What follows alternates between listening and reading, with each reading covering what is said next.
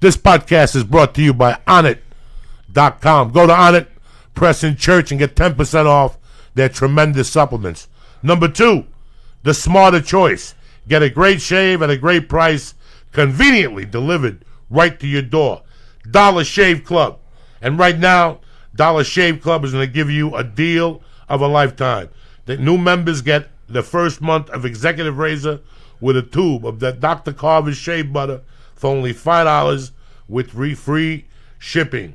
Go to dollarshaveclub.com and press church. Number 2, let me explain something to you. These days, you can practically get everything on demand. Like our podcast, listen whenever you want, when it's convenient to you. So why the hell are you still going to the post office, dealing with their limited hours, when you can get stamped postage on demand with stamps.com? Right now, today, use my name, Joey, for a 4-week trial that includes postage and a digital scale. Go to stamps.com right now and press in Joey. Welcome to the church of what's happening now. I love it. Monday, June 5th, cocksuckers. Uncle Joey's in your living room. Ralphie May's here. Lee Syed's here. Flying Jew. Let me explain something to you. The weight limit in this room is definitely over. I'm taking the over. Here we go.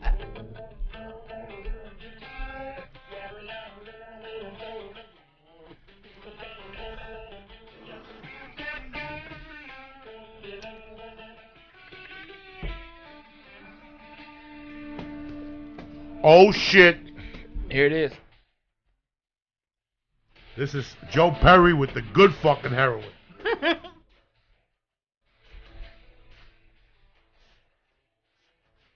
Set you free. No one knows a way but maybe me. Oh shit. Here we go.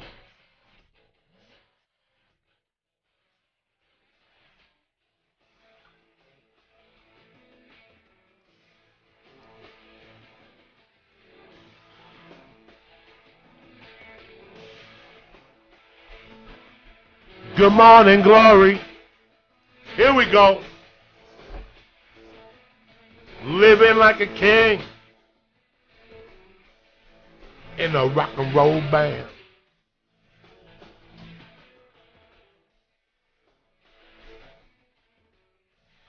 Are you fucking kidding me or what? Break out the Gorilla Biscuits. It's the church of what's happening now.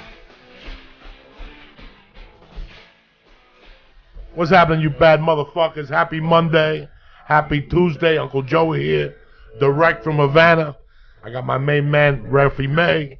Hi, everybody. How are you? And I call him Ralphie May because that's what he sent the invitations out to his wedding. They put the wrong name out, Ralphie May. My ex-wife is dyslexic, and she proofread it, and I didn't care. Yeah, good. I'm Ralphie. Lisa, what's going on? Everything good in your world?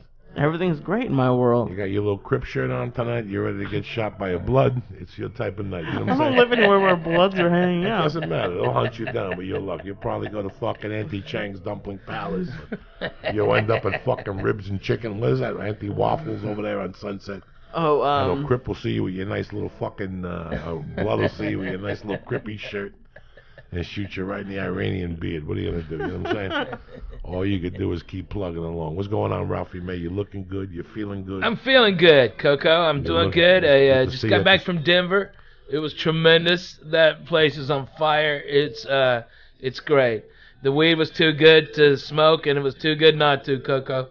I can't lie to you. Did D in Colorado come by? Yeah, no, he's back. Wasn't feeling no good. Okay. Yeah, D is the best. I tried to get him out there, and I tried to get him a hotel room, and my hotel was sold out. And then I've been trying to get him to Vegas, and I want to get Tammy taken care of. Tammy's coming, but the problem is that I'm not there. You're not there that I know. So I got to give her a call. I was going to call her last weekend and say if she wants to meet up with us maybe here. Yeah. We're here, or maybe there was another place I was thinking where you'll be there. And I could go that weekend and hang out with you. Well, you know, I mean, I've got a big residency now. I mean, they've extended me, Coco, for another couple of years. So Oh, they did? yeah, it's the first time they've done that in over 20 years. You happy? Yeah. I got a great house. I got a swimming pool. I mean, a hot tub, swimming pool right there. I walk out. It's high walls. Nobody could see anything. Walk out my shorts. Okay. While I got breakfast cooking, jump in the pool. It's 100 degrees. Feel like a champion. Go in, eat breakfast. Have some coffee. Wake up and get motivated instead of being all bummed out and depressed and laying up in the bed all day. It's like, Vegas or Nashville? I'm right now. It's half and half. I've got to sell my house there, but I'm gonna buy some land. My house has doubled in price in like 8 years. Nashville's booming, and so I'm gonna buy like 10 minutes outside of town. And it's a 10-minute drive as opposed to a 3-minute drive. I can do it. I can do it, man. We need land and teepee. You know what I'm saying? Dude, let me tell you. At this point, 40 when a acres. tornado comes, you check into the Motel 6. Stop. I'll be 20 feet underground. I'm going to build me one of them fucking bunkers. You okay, are, yeah. Going deep. That's it, I'm going deep. Man cave with certain oxygen and shit. Shut that fucking phone I'm off. fucking sorry. Everybody's hitting me up. Going there and fucking love you. It's, you look good. I feel good, Coco. I feel good. We were talking about divorce when you walked in. Yeah. Like what I had gone through. We were talking about, like, the separation was easy for me because you don't know you want to be free till you're free. Right. People really don't know they want to be free till they're free. They think right. something's going on, things are not clicking, you're feeling kind of sluggish, but maybe it's a situation you're in. Right. So nobody knows they did a divorce till they're getting divorced. And you go, Jesus Christ, thank God. I'm getting divorced. You're not final yet? No, not yet. Not yet. When is it finalized? I don't know. That's as soon as it gets done, it's done. That's another 100,000. Probably. For paperwork, yeah. Probably. That's all on the bills I get, dude. Another 60,000 here, 70,000 there, 85 over here. I mean, there's 6 lawyers involved in 2 states. So, I mean, it just keeps on adding up. But, look, I married a great girl. She's a great mom to my wonderful children, and God bless her. That's all you can do. That's all you can do.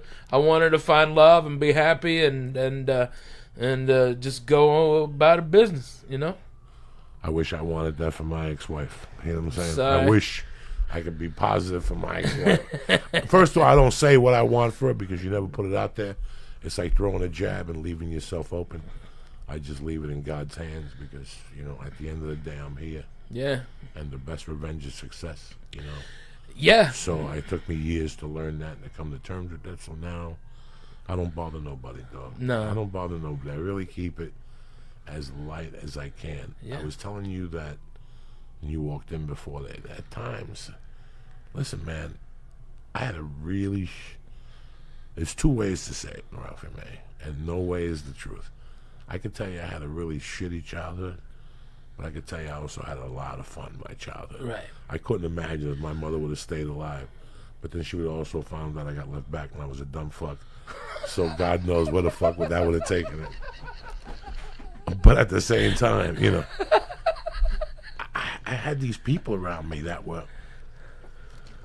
at the time I thought I had superpowers because whatever pain I was going through, they made me forget. Like either we went to Rudy's or we went to Chan's or we smoked a joint or we did a lot of criminal stupid shit, Yeah.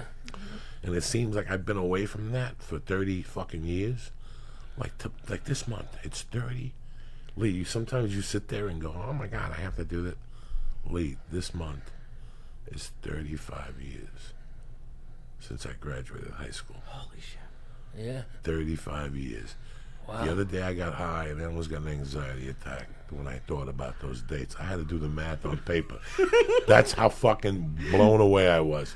I'm like, I have to do the math on paper because this cannot be 35 fucking years. What you're trying to tell me is that 35 years ago I graduated high school. That's what you're trying to fucking tell me. You know what's fucked up? What? You just said you got left back. Fuck it, they kicked me out of school. I didn't even get to graduate.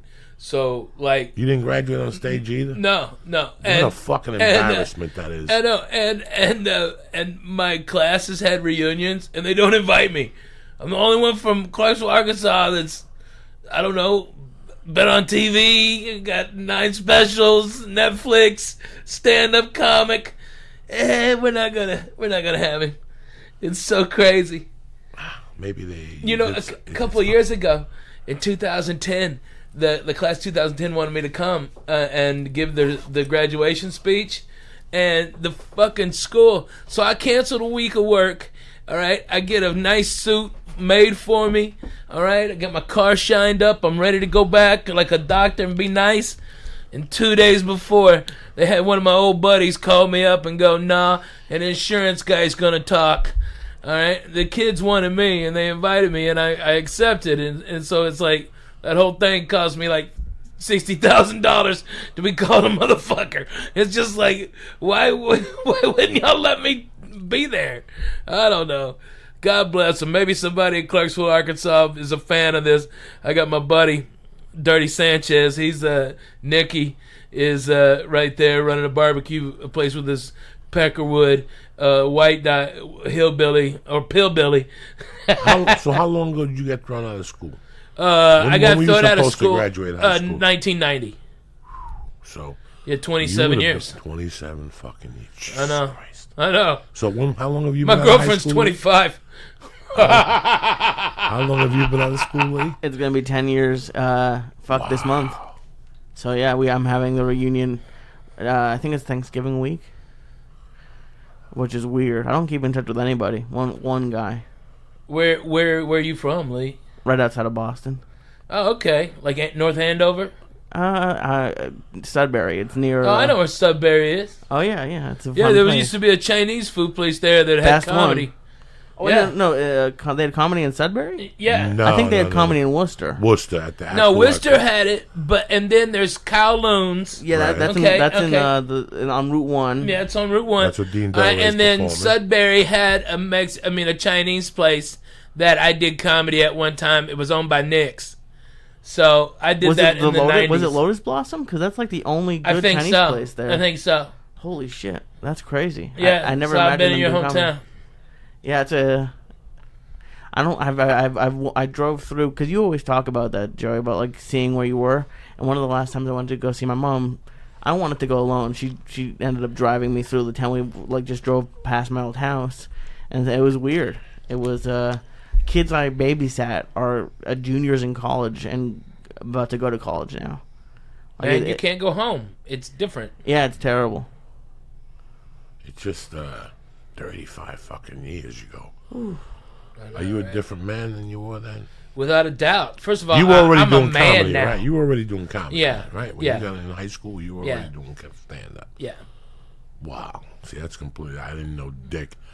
At 18, 19, I had no fucking idea. I had no idea. I told you why, right? Yeah, well, you on the Kennison thing? Well, the no. contest? Before the part that made me want to be a comedian and not go to college and or give a shit about high school, because I was going to college and high school at the same time, was I performed at a Shakey's Pizza, and I won like $50, and the whole table got a tab, okay, and they were drinking pitchers of beers, okay, and slipping me one. All right, mostly I was fucked up on big red Cokes, okay, and shit weed, all right, and I got a fucking I was in my '79 Oldsmobile Cutlass Supreme, okay, burgundy on burgundy, baby, okay, and I was walking out there, and this kind of ugly chick came over and we started talking, and then made out, and she blew me by the fucking dumpster behind Shakey's Pizza on Highway 71 in Fayetteville, Arkansas. And I said, fuck school. Fuck it all. I want to be a comedian. I just did 5 minutes that I've never done before, all right? And made people laugh. I got free pizza. I got fucking $50, and an ugly girl sucked my dick. I'm in. I'm all in. But the difference between then and now is I was a kid then. I was a kid. I was a kid because, all my friends were much older, so they always talked to me as a kid because I was the youngest person doing stand-up in Houston, and I was the kid. I had no peers, nobody my age at my level stand-up, and I was pushed around and protected and everything until I got so mad I almost killed some of those old fucks in Houston. They don't know how close they came. I had a pistol, and I was out of my fucking mind, okay? I was fucked up on codeine syrup, and I was ready to fucking kill somebody, okay? I'm serious. And I moved out here after the Latino Laugh Fest, Joey Medina, and I met you. And being out here was a chance to remake myself in the image I wanted to be.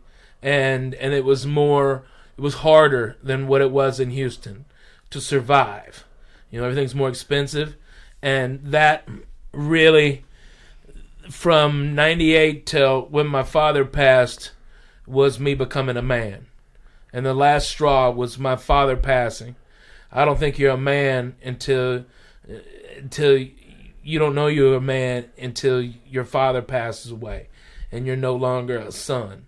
You don't have a dad. That's the point where you go, this shit is way the fuck real, okay? And I've got to get my shit together and, have responsibilities. And that's the whole thing. That's the difference. But, yeah, so when you ask me, if was I the same man as I was then, I say I wasn't a man. Had I fucking calmed somebody? Yes. Had I had my dick sucked? Yes. Was I 18? Yes. Could I vote? Yes. Was I a dumb fuck? Way yes. Was I naive and stupid to the ways of the world? Yes. Yes. Without a doubt. And it took me a long time of getting motherfucked to learn that lesson. At 19, I had the mind of a child, but the essence of a man. I had a it's so weird. Like, I had to write this thing. I read this book, and they want you to write, like, your negative, positive stuff. And I wrote, it was a thing like how insecure I always was, but confident at the same time. Yeah. As I remember going into the city with friends of mine and going, when you walk across the street after you cop, you have to see your body language. You fit right into New York City. I never understood about that till a couple of years ago, what he was saying, But at 19, I had the mind of a fucking child, but the essence of a man. I already had the fucking, like, by 22, I already had the answer, where a lot of people... Now, your 22 was a lot different than today's 22.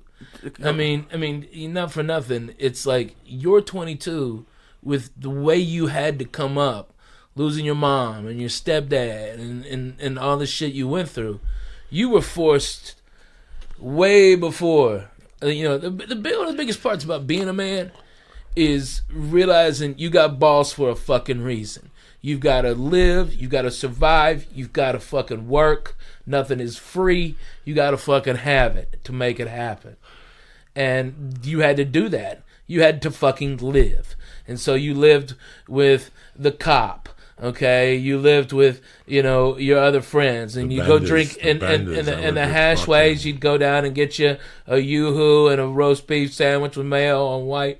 Okay, and you go, she'd throw in a little rice pudding. You were raised by a lot of people, dude, but you had your roots. You go around where you are, and you had to survive, and you weren't given a choice. Today's kids, they ride bikes with helmets. And kids go to school. They got $100,000 in college loans. They got a liberal arts degree, and they're living at their mama's house. That was not you. You had no backup plan. No, there was no. No, there was no backup plan. I wanted a backup plan. I wanted to go to school. Who doesn't? I wanted to go to school. I wanted to have a car like everybody else.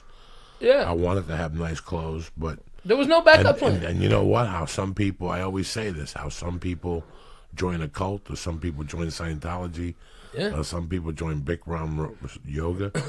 I took the low, what do you call it? Low hanging fruit. And I became a criminal because that's what I was not raised to be, but groomed. Yeah. Groomed. I was groomed I had been shown that as a kid. I had been shown a lot of avenues, and I knew how easy it was. Yeah. I had been doing it, you know.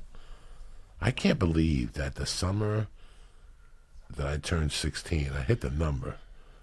I hit the number for $2,500 on my birthday, guys.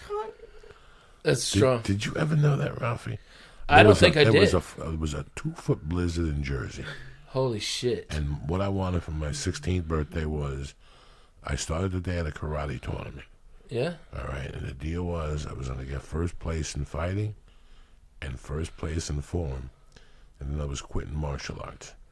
I couldn't take it no more. It was too hard for me to go uptown and play basketball and have a girlfriend and talk to friends, and then in the middle of all this, I got to take a bus to Union City and walk a mile and do karate till 8 o'clock at night, 10 o'clock at night with men.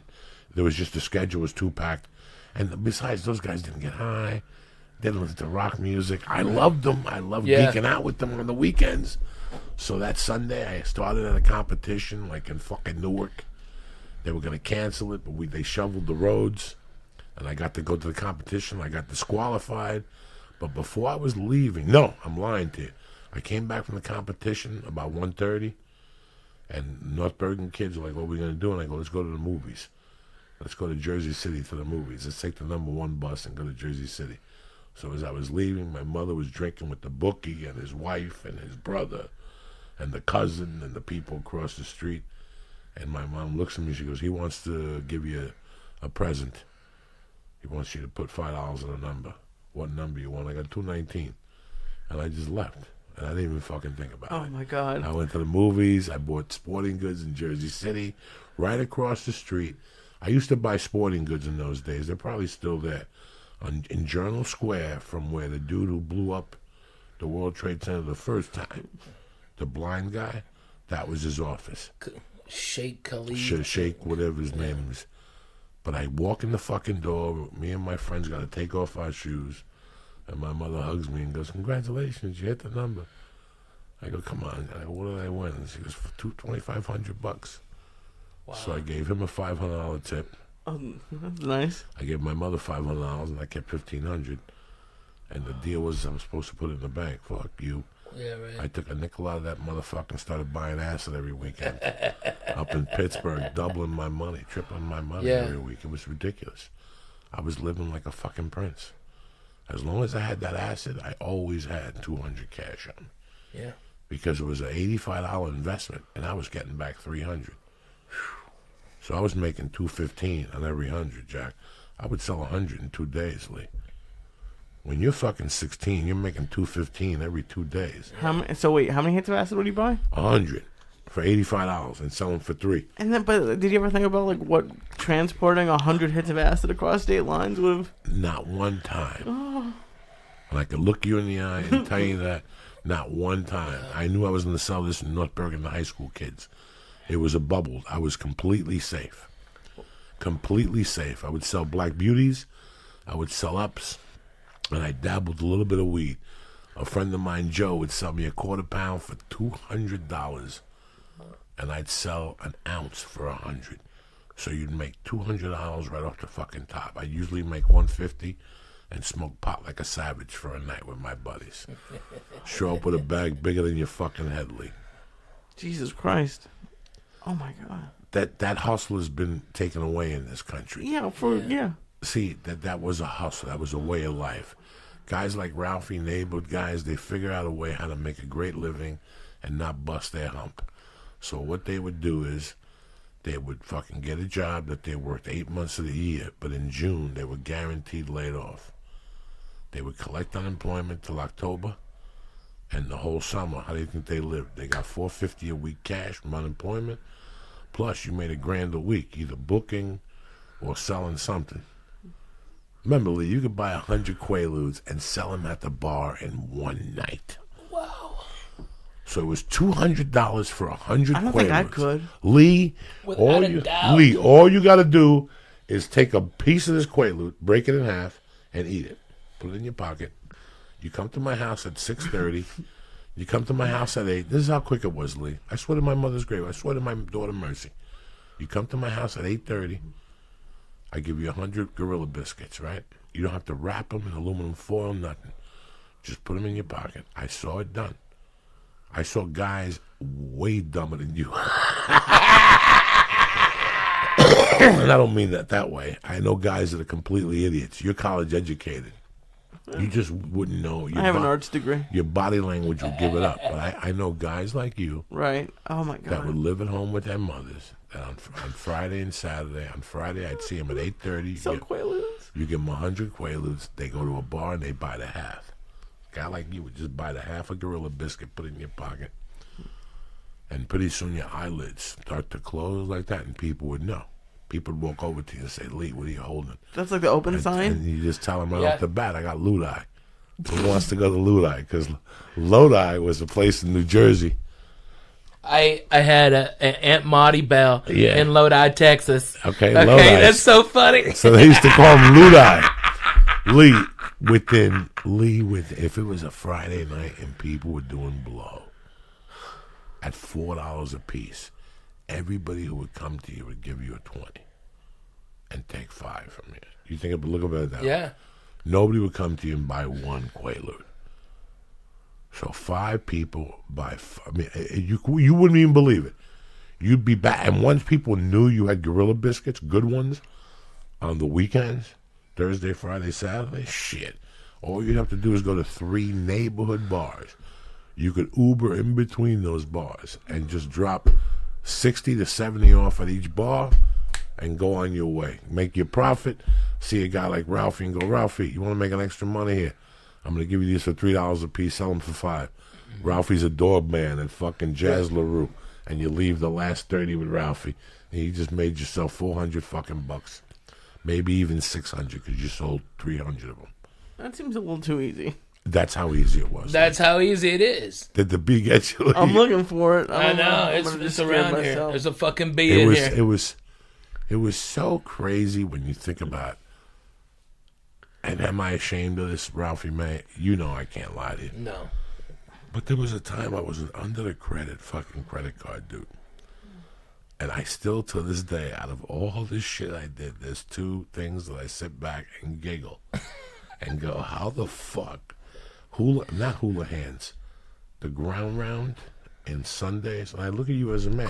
Round. And if you don't believe me, you call George Kaladinsky right now. And that's my witness. All right? I took George to the ground round. The way I would walk in, you hungry? Yeah, come on, let's take a ride. I'd walk into the ground round with you. Get what you want. It's on me. You get the soup, the chili. Give him wings. How many wings you want? 6. Give him 12. You're like, look at Joey. And all of a sudden, like, the tab would come. I go, thank you. And I go, start walking. And you go, why? We ain't paying for this. And then you're a fucking accomplice. Do you know how many times I did that? I think I did it 3 or 4 times with George. Where George would go, made him your getaway driver. Oh, yeah. Without him knowing it. No. In those days, there was always a by the way. I would give you what you're looking for, but it ain't going to come easy to you. You're either going to give me a ride, a shirt. I got to take a shower at your house. I got to do something. Gavin boy with the turd down Oh, the my toilet. God. Yeah, fuck you. You got to give me something. Nothing ain't cheap in those days. I'll give you 20 Quaaludes, but listen, we're going to go to the Bronx. You got to wait outside this black neighborhood and keep the car on go. You know what I'm saying? Keep the car on go. Lock the windows. Keep it on go. Don't open the window for anybody. Oh, I was. You don't need no air right now. You don't need no air. Just keep fucking Mind your breathing. fucking business. You have no fucking idea how easy it was to make a living. But I would go in 85, I was the worst I ever was. The worst I ever was. With cocaine? Or? No. In 85, I was clean. I was spotless. I was just smoking weed like a motherfucker. And I went on a 6-month tear in the New York City, northern New Jersey area that till this day they're scratching their heads. I would dress up in a suit and go into office building and take purses and cash registers and shit. It was fucking envelopes with nothing in it. I'd throw it away. God damn it. I would go to Safeway and steal vitamins and tampons and what's the itch when you vaginal? What's that stuff you get? Gardasil? Yeah, Vagisil. You steal it in Jersey from Fort Lee, and I'd walk it over the bridge the Spanish Harlem where they pay you top dollar for that shit. I was a walking They do fucking that. scam. It was like, it didn't stop. But Razors. the number one thing I did was I kept 3 credit cards in my wallet that were expired, and expired. One was hot and expired. And I got away with this for 6 months. Well, that's when they just did the paper. 3 times a week, Lee, I would eat at a fine restaurant, a tremendous lunch on the for free. I always left the cash tip, though. I think they I was never a piece of shit there. they invented cameras because of you. I think because of people Lee, you gave them your card, and if it was under $50, and it was the lunchtime crowd, your restaurant had to be packed. Yeah. It had to be packed. If you went in there when you were They empty, can't look at it too long. they couldn't look at it too long. They would have to take, when they had 3 of them for lunch, you ever go to a restaurant, they got 3 things. In those days, they didn't call, Lee. If it was under $50, 28, 32, they didn't call. They just went like this, ching, ching. You signed, and they gave you the card back, Lee. Did you look at the names and only get a male who not a black dude? He not was like an Olivia Asian? for a week. No, listen. I became whatever name you gave me. Olivia Ruiz. Whether it was Mohammed, Ching Sao Ho. I was a Chinese guy for about 2 months. Please tell When I lived in San Francisco, dog, I was a Chinese guy for at least 2 or 3 months. Because I used to go to that fucking Japantown up in San Francisco, and they were the only people that would take traveler's checks without a credit card, without a license. They were in on the movement. Well, yeah. The Yakuza, they Have were you in on even it. signed for that credit card, dude? You can't. You have no idea, Lee. That's how it was, You man. got to talk to the people like you own the joint. Let me get that watch. Let me try it on. All right, let me get this one. What else you got? Let me get that one, too. Boom. What's your name? Sam. What's happening, Sam? Everything all right? I made your day today. You're going to make a nice commission. You take Visa, credit card, American Express, Diners Club. What do you take? Yeah. And here I'm holding a Visa. Yeah, but You know what I'm saying? I'm holding a Visa, but I'm throwing different options at you. I got Discover. I got Amex. What do you want? I got a silver I've card. seen you do that. No, dog. You got to walk in there like you own the fucking place, Lee. Oh my god. And the guy would be smiling, having a great time. You give him the card. He's thank you for coming. Thank you for coming, Mr. Kim. Thank you. Yes, indeed. They're not going to argue with you. Every What are you once in a while, talking they about? ask you for a license. Yeah. 1 out of 10 times, you got to ask for a license. Then you had to run out, and then you lost the credit card. The credit card was hotter than hot. Remember, in those days, it wasn't what it is now. If I stole a credit card in L.A. and I sent it to you overnight mail in Jersey, you had 2 days to go bananas because it would only break down in zones. Right. So it would break down in the West Coast zone, the mountain, the whatever. If you did it on Central. Friday, you had till Tuesday. You had till Tuesday. Oh, Lee, there was 1,000 scams. Remember, in those days, I would say to you, Lee, give me a nickel. I'm going to give you back $5.50. I ain't going to do that. Watch me. I go buy $500 worth of traveler's checks, and we get you fucking 30 cents on the dollar, whatever, and then we bang your T-shirts. You have no idea, Lee. You have no fucking idea. I can make your day. I can say to you, Lee, you need a VCR? Yeah. Give me $100 because I'd use the traveler's checks. It would cost me nothing. The traveler's checks would cost me nothing. Okay. 30 cents on the dollar, maybe a favor. Like in those days, the Cubans used to get a ton of traveler's checks, but they couldn't use them because they didn't speak English. So I was the only motherfucker that outlawed. So they'd tell me what they want up in Japantown, and I'd get it for them, but charge them a vig for doing it for them. And I'd go 50% on them. And what were they going to do? They couldn't use them themselves. They couldn't even speak the fucking language. Oh my god. Fucking craziness, right? This is the shit that keeps me up at night. How do you come up with this stuff as just on the fly? This is your... Make these you're running an empire. You're out there. You're a one-man army on a daily basis. You wake up in the morning, you go to a Charlie's, you order breakfast, and you put it on a tab. And you tell them you're going to be back by 5. And let me tell you something. You want to know about pressure? When you put breakfast on the fucking tab, and you got to come back by 5 with $10. So I got to make time. I'm already minus 10. It's 9 a.m. I got to put this fucking day together here. I got to do a half gram tonight. It's ladies' night at fucking Apollo. I got to come up with a new shirt. I got to go to fucking Walmart. In those days, there was no Walmart. Strawberry daiquiris. Yeah, I got to come up with a yardstick for that. Somebody's getting robbed today. Ooh. What a fucking nightmare. You have no idea, Lee. You have no fucking idea. I'm very happy that whole shit. Today I was talking to Larry, and we were talking about something. We're talking about businesses. And he goes, what if you just took the little business and moved it to Vegas? And I go, let me explain something to you. That's called borrowing from Peter to pay Paul. Eventually, they're gonna nail you on something. They're gonna realize you don't live in Vegas or some bullshit, and you're gonna go away. That was me 35 years ago. Yeah. Fuck it. Yeah, let's do it. Who gives a fuck? With no repercussion at all. It's the repercussion that fucking kills you. Right. Yeah. I had, when I moved in, I didn't transfer my electric. It was just on.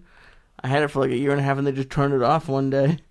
I had to go in and pay. I think it was ended up being like $1,400. What are you gonna do? Jesus. You know, it's funny how Poor Matt Becker. I quit high school that August. Like that August before my senior year. Yeah. I was like, there's no sense in me going back. What am I kidding? What am I going to do with my life? Like, I was at that point. I go, what am I going to do? I'm going to go to school. Yeah. I go, this is a job. It's union. They promote from within. Right. These guys make money. I knew all about this company because I had worked for a lumber yard that was a Masback Century hardware chain. This was the warehouse. So I would talk to the guys that delivered all this shit, and they were telling me how much they enjoyed working there. And one day I realized it was down the block from where I was living. And I went from being a daytime shift guy to a nighttime loader. So I said, what am I going to go to school for? I'm making $15 an hour. This ain't bad at all. I could do this forever. This takes me fucking 4 hours at night. And you know what, bro? I went back like in November, and I pegged it out. I tried to do all the credits, and they came back to me and they said, you're not going to graduate on stage. And I said, then what the fuck am I doing this for? Yeah. And I don't get invited to anything. Nothing, I know. Nothing. I know. Nothing. Listen, guys, I'm over it already. Like, I know, right? It's like I have to be over it. I miss a lot of those people. First, no, but I talk to a lot of those guys. Yeah, I don't. See, I talk to a lot of those guys, especially now, lately, the last few years. In fact, I want to give a shout out to my buddies having open heart surgery fucking Wednesday. If I didn't have Brea this weekend and my wife didn't pick, if my wife didn't pick Tuesday, tomorrow to fly, I would have fucking flown back to New York at least Monday. Yeah. This guy went to my mom's wake. Wow. Like, I go back that deep with Steve Avillo and his family and shit. So I'll be praying for him on Wednesday. Open fucking heart surgery. Plays in the band. Went home one night. Had to get rushed to the hospital. His heart was beating too much. Don't do drugs. Yeah. Hasn't done a drug in 20 fucking years. Then it happened again. He had an episode again. So they said they have to do something to his valves. So. Wow. But I was all 4 years with that kid. That's fucking amazing. 35 years. And guys, you're listening to this podcast. You're like, what the fuck's Joey talking about? Let me tell you what he's talking about. It goes fast, motherfuckers. It goes way real fast. Real fast. I know next year I'll know Ralphie 20 years, right? Yeah. 98. That's how fast this motherfucker knows. I know Ralphie from an apartment to getting a dog to getting married to having a big house to having 2 kids to having 2 houses. And a bus. Now back to one house. Now back to... or no house. It's fucking Reno, Tahoe, and back to the ghetto. I'm so lucky, dude. No, the guys at Caesars are just treating me super nice now. You know, I mean, it's phenomenal. They're class acts. You know, and I can't be mad the way I'm being treated or nothing. I can't even gripe. Well, listen, brother. And like I tell people all the time that you said it when we were talking earlier about there's no escalator to the top. You know, you're not getting paid right now. You're getting paid for the shit you did when you went up to Visalia and your fucking keys fell down the elevator Oh my shaft. God, I remember that. Okay, and you had to get, you know, who does that happen to? Lee, who does that It would happen to me. That you go to a fucking gig, you did a great job, you spent the night, you wake up the next morning, you go to the fucking elevator, you go, oops, your keys go down that one little crack. That crack. And I heard they held for like a minute. Yeah. I heard they held. By the time you bent over, you shook the elevator. I could see them. I could see them going down as they hit the light of every elevator. So I saw them, and I could see them down at the bottom. And I'm just like, I got hit by a kid who was coming in from the swimming pool. Okay, and I had the keys in my hand, and I got hit by that little girl and on my hand, and boom, they just right in the middle. It took 2 years, but the Hilton there, or the Marriott, whatever it is, they gave me my keys back. But luckily, I had an extra key in the car, so all I had to do was get it open. And it was Saturday, and they couldn't get an elevator guy. No. I mean, there was 1,000 fucking by the ways. Yeah. And that's why I tell everybody, like young comics, like the other day I bumped into some dude when I was with my family, and on the way out he goes, "Oh, I've seen you at the Comedy Store. I just got into it. I've been doing it a year." He goes, "What is it? What is it? Can you tell me?" And I go, "Time." Yeah. Time and mileage. If you do 8 fucking open mics a night, I guarantee you 20 fucking years from now, you'll fucking get paid. Because that effort will not be fucking gone unnoticed. Right. Trust me when I'm telling you. You'll know, too. You'll know. Sometimes they give you a check, you look at it, you go, that's for that fucking time. I finger banged that Indian chick in Twin Falls, Idaho on a triple run. Yeah. Triple run would send you to all these fucking That sounds like fun, though. Why are you getting paid You know for what, that? bro? Triple runs, Lee, if I had the time, I'd go do one. I would take you on a 2-week triple run. I'd hire you as the chauffeur, just so you see. You know what? You would tap by the third night. No, I love it. I would love it. You know what's great is I can do them now. I did one basically earlier or last year, but I did it in a bus. You do them a lot, yeah. But it was a bus. It was great. It was great. I guarantee I wouldn't quit. I mean, Lee, this is. But you're in a car and you're driving 12 hours. 12, Lee. And then you're driving, and then the next day you got to get up and drive another 12 hours. And then the next day you drive another 12 hours. And then the last day you drive an hour. And then Thursday, you've crisscrossed where you're going to be. Like you're going to And then be, you have to come back to that area. Yeah. You're in Wenatchee. It's crazy, Lee. And then you're in Missoula. And then you're in Yakima. But Yakima and Wenatchee are only like 80 right miles there in apart. Washington. Missoula's in Montana. Fucking Montana. Lee, it's fucking crazy. Then you got to go to Lewiston. And then you got to go over to fucking Oregon, and you're in fucking Coos Bay, and then the next day you're in Spokane. You're like, I drove through Spokane 5 fucking times. Coos Bay. I forgot all about Coos Bay, Oregon. Man, how good is the fucking crab meat there? Jesus Christ. No. Lee, I started one from Houston that took us into somewhere in Idaho. And then we got up the next morning, because there's some days you drive 8 hours. There's something, because you got to remember, we got to do a show. So I get off stage at 11:30. You got to have a drink. They pay you. You got to talk shit. These people don't see civilization. They don't see anybody. You're the biggest thing that's coming to their town since fucking the guy who shot the president came in there. Since Steve Prefontaine. Yeah. Coos No. Bay. It is crazy, Lee. And God forbid if you do radio. Like you usually go to some college station and you do radio in those towns. They'll come out. Yeah. You really live in California? What's that like? So you got to talk to them, Lee. So we're getting back to the room at 1:30. We're up at fucking 7. Driving 10 hours to 5:30. Get to the hotel, take a shower, eat, do the fucking show, go right back to bed, and fucking do it all over again. Hopefully we catch a 6-hour drive. But Friday, you catch like a 10, and then if you're lucky, it's the same place, maybe an hour. But don't bet on it. Some nights you gotta fucking drive all night. Yeah, because you gotta beat snow. You gotta beat the snow. You gotta beat the fucking and snow. And now you gotta drive back all Saturday night after you've done all that driving. How did you do it, Joey, without the GPS? Like, can you read a map? Motherfucker. This was 1995, Lee. You bought a map. You had a 50-state map. Yeah. Okay. At that time, Lee, my vision was a lot better than what it is now.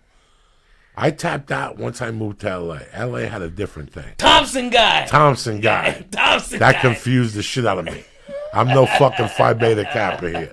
I'm okay with maps because I was a Boy Scout for 3 or 4 days. Okay, I was a Weeblo 4 or 5 days. Yeah, I was one of those assholes for like 4 or 5 days. So something in Miami, I learned how to read maps. So when I got into the triple runs, you had to get the state and drive it out, and then go to that page and put like a fucking paper clip on that page and your page and get the connector, and then I would circle that, and then I would get the directions from them also. They also sent you directions. Yeah. They would also send you the night of your gig and how you were going to get there. So to the next gig. So how you got there, let's say your week started Tuesday through Saturday. That's 5 nights. How you got to Wenatchee, Washington, that's your department. That's your problem. Once you get to Wenatchee, Tuesday night, you're going to go to the place, the Palm Springs of Washington. You just said it before. Yakima, Washington.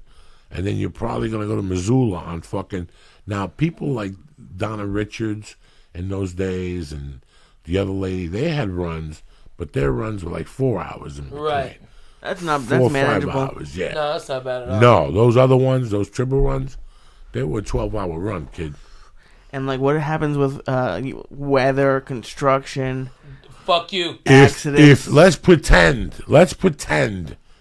that there's a gig and it's 7 hours, and it's me and Ralphie, and we're pretty legit with each other, and we hear there's gonna be snow. Guys like me and Ralphie go, you know what time it is? No doze and Mountain Dew. Yeah, might as Yeah. well. No doze and Mountain Dew. Pack the It's car. on the side of the Pack the freeway. fucking car, and right from the stage, Go. we get right in the car. The hotel knows we're coming. We're comedians, and we'll get there as the snow starts. Yeah. By the time we're getting to that city, the snow will start getting hit. We're catching it as we're driving Right. at night. How, Yeah, there's different strategies. They sound Lee. silly, but how would you find the weather out at that point? Was it the TV, radio. Radio. Yeah. They had the radio for TV. all over the Well, country? Yeah. but we also read the paper. You know, I still do that. I still like reading the newspaper. Yeah, sure. No, me And too. it's like nobody does it anymore.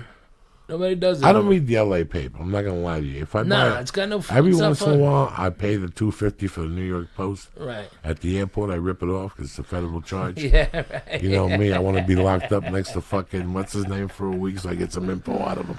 Maybe he'll call into the podcast. You know what I'm saying? Fucking El Chapo. You feel? Somebody. You never know you're gonna bump into him.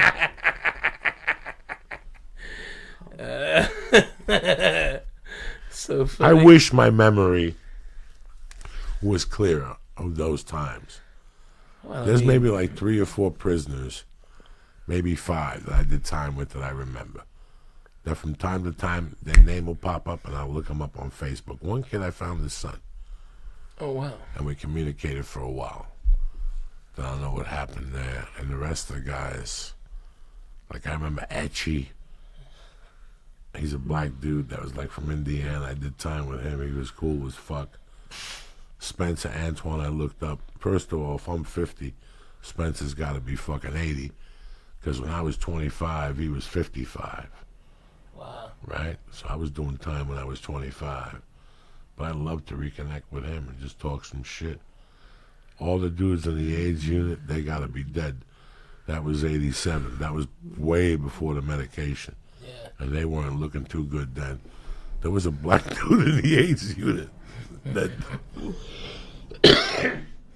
they thought he was gonna die before, way, but he made it. By the time I got out of the halfway house. He was still there. When I worked with Katie Siegel on Superior Donuts, I felt like pulling her over and going, "You don't understand how many times I watched you in the AIDS unit." That fucking show, Married with Children, on Sunday nights. Oh yeah. We'd get a bunch of food from the visitations.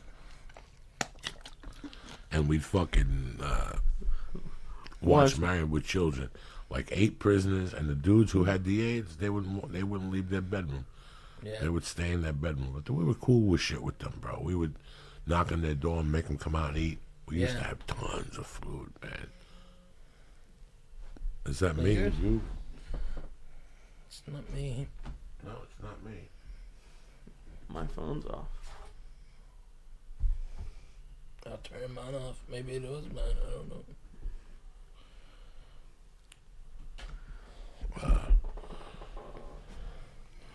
No, it's kind of weird, the characters I met when I was locked up. Yeah, right. Ralphie May. It's kind of, even when I was in rehab, I went to this Puerto Rican rehab in Boulder, like it was such a scam. Dude, you should have gone to my rehab. Bro, those things, Man, my rehab was nice, dog. No, this was nice. Listen, this one you paid them the money and they just winked at you. Oh no! They were like, "Listen, no, we know what's this going one on. had Listen, you chanting. You can stay here for 22 years. Ain't nothing gonna change." They told you that going massages and stuff. Just give us the envelope. We'll write a letter to the court, and we'll let you blast off whenever you want. Just show up, be early for the meetings. That wasn't mine, man. That was not really, mine. They worked on your heart over there. Fucking A, How long did you stay in rehab? 2 days. No, I wish. I was out of there 2 days. I would have been out of there. But my wife was like, "You're not coming to my house, okay?" And I'm like, "What the fuck?" And they gave me a fucking Ativan, okay, that I'd never taken that shit before. And I woke up 24 hours later, okay, 24 hours the whole day later, in my own piss, okay, going, I just pissed myself. What the fuck did y'all give me? I just smoke weed. I was taking some pills, but I wasn't taking that motherfucker, all right? I swear to God. Oh my God, Coco. Would you recommend it? I've been taking names. Ralphie May, tell me the story. They had you running the airport like O.J. Simpson. Oh my God. Oh my God. They had me fucking... It sucks so bad. They got and it's like, as mad as my wife was, she's like, hey, he's got to get out the urn. Okay, so it was rehab. Pew, I'm out. Okay, I'm out and about to come back.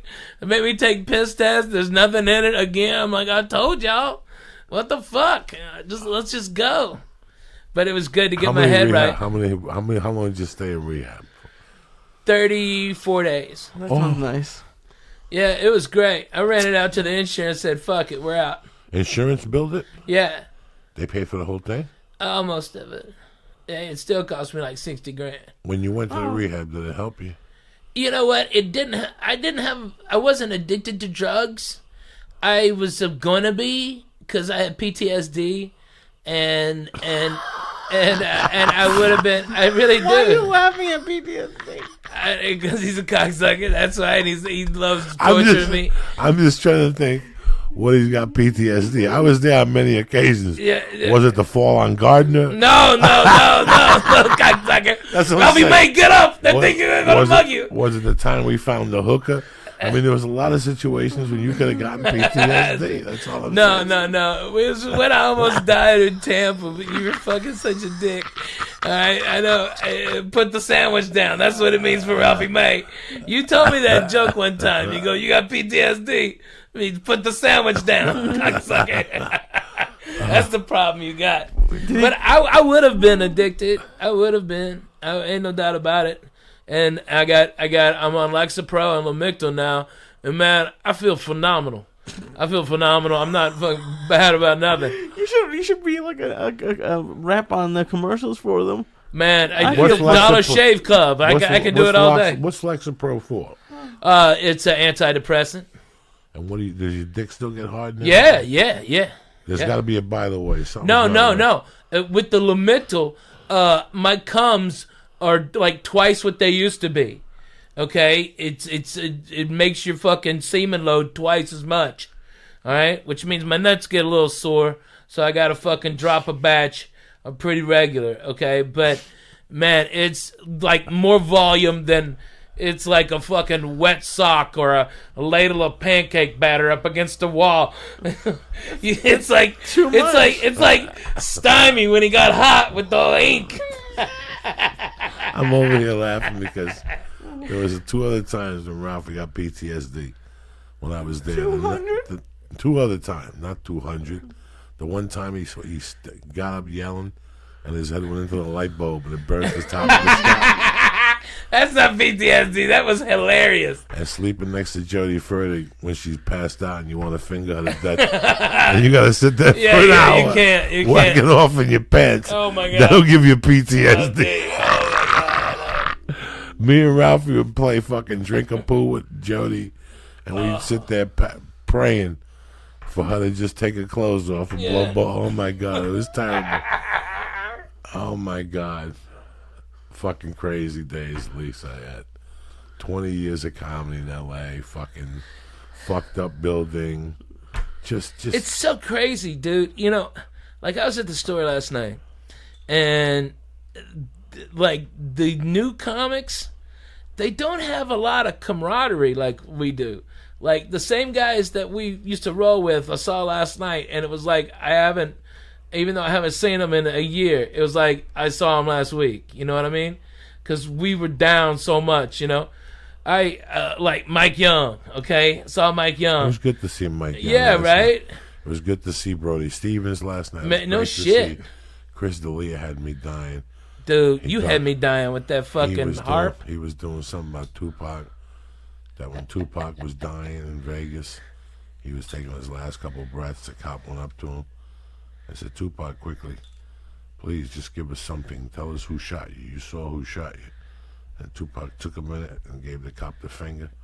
So he did this whole bit on how, would he give the cop the finger? You know what I'm saying? If he got shot and shit. So I was back there, stoned to the gills. I like Sunday nights at the store. Me too.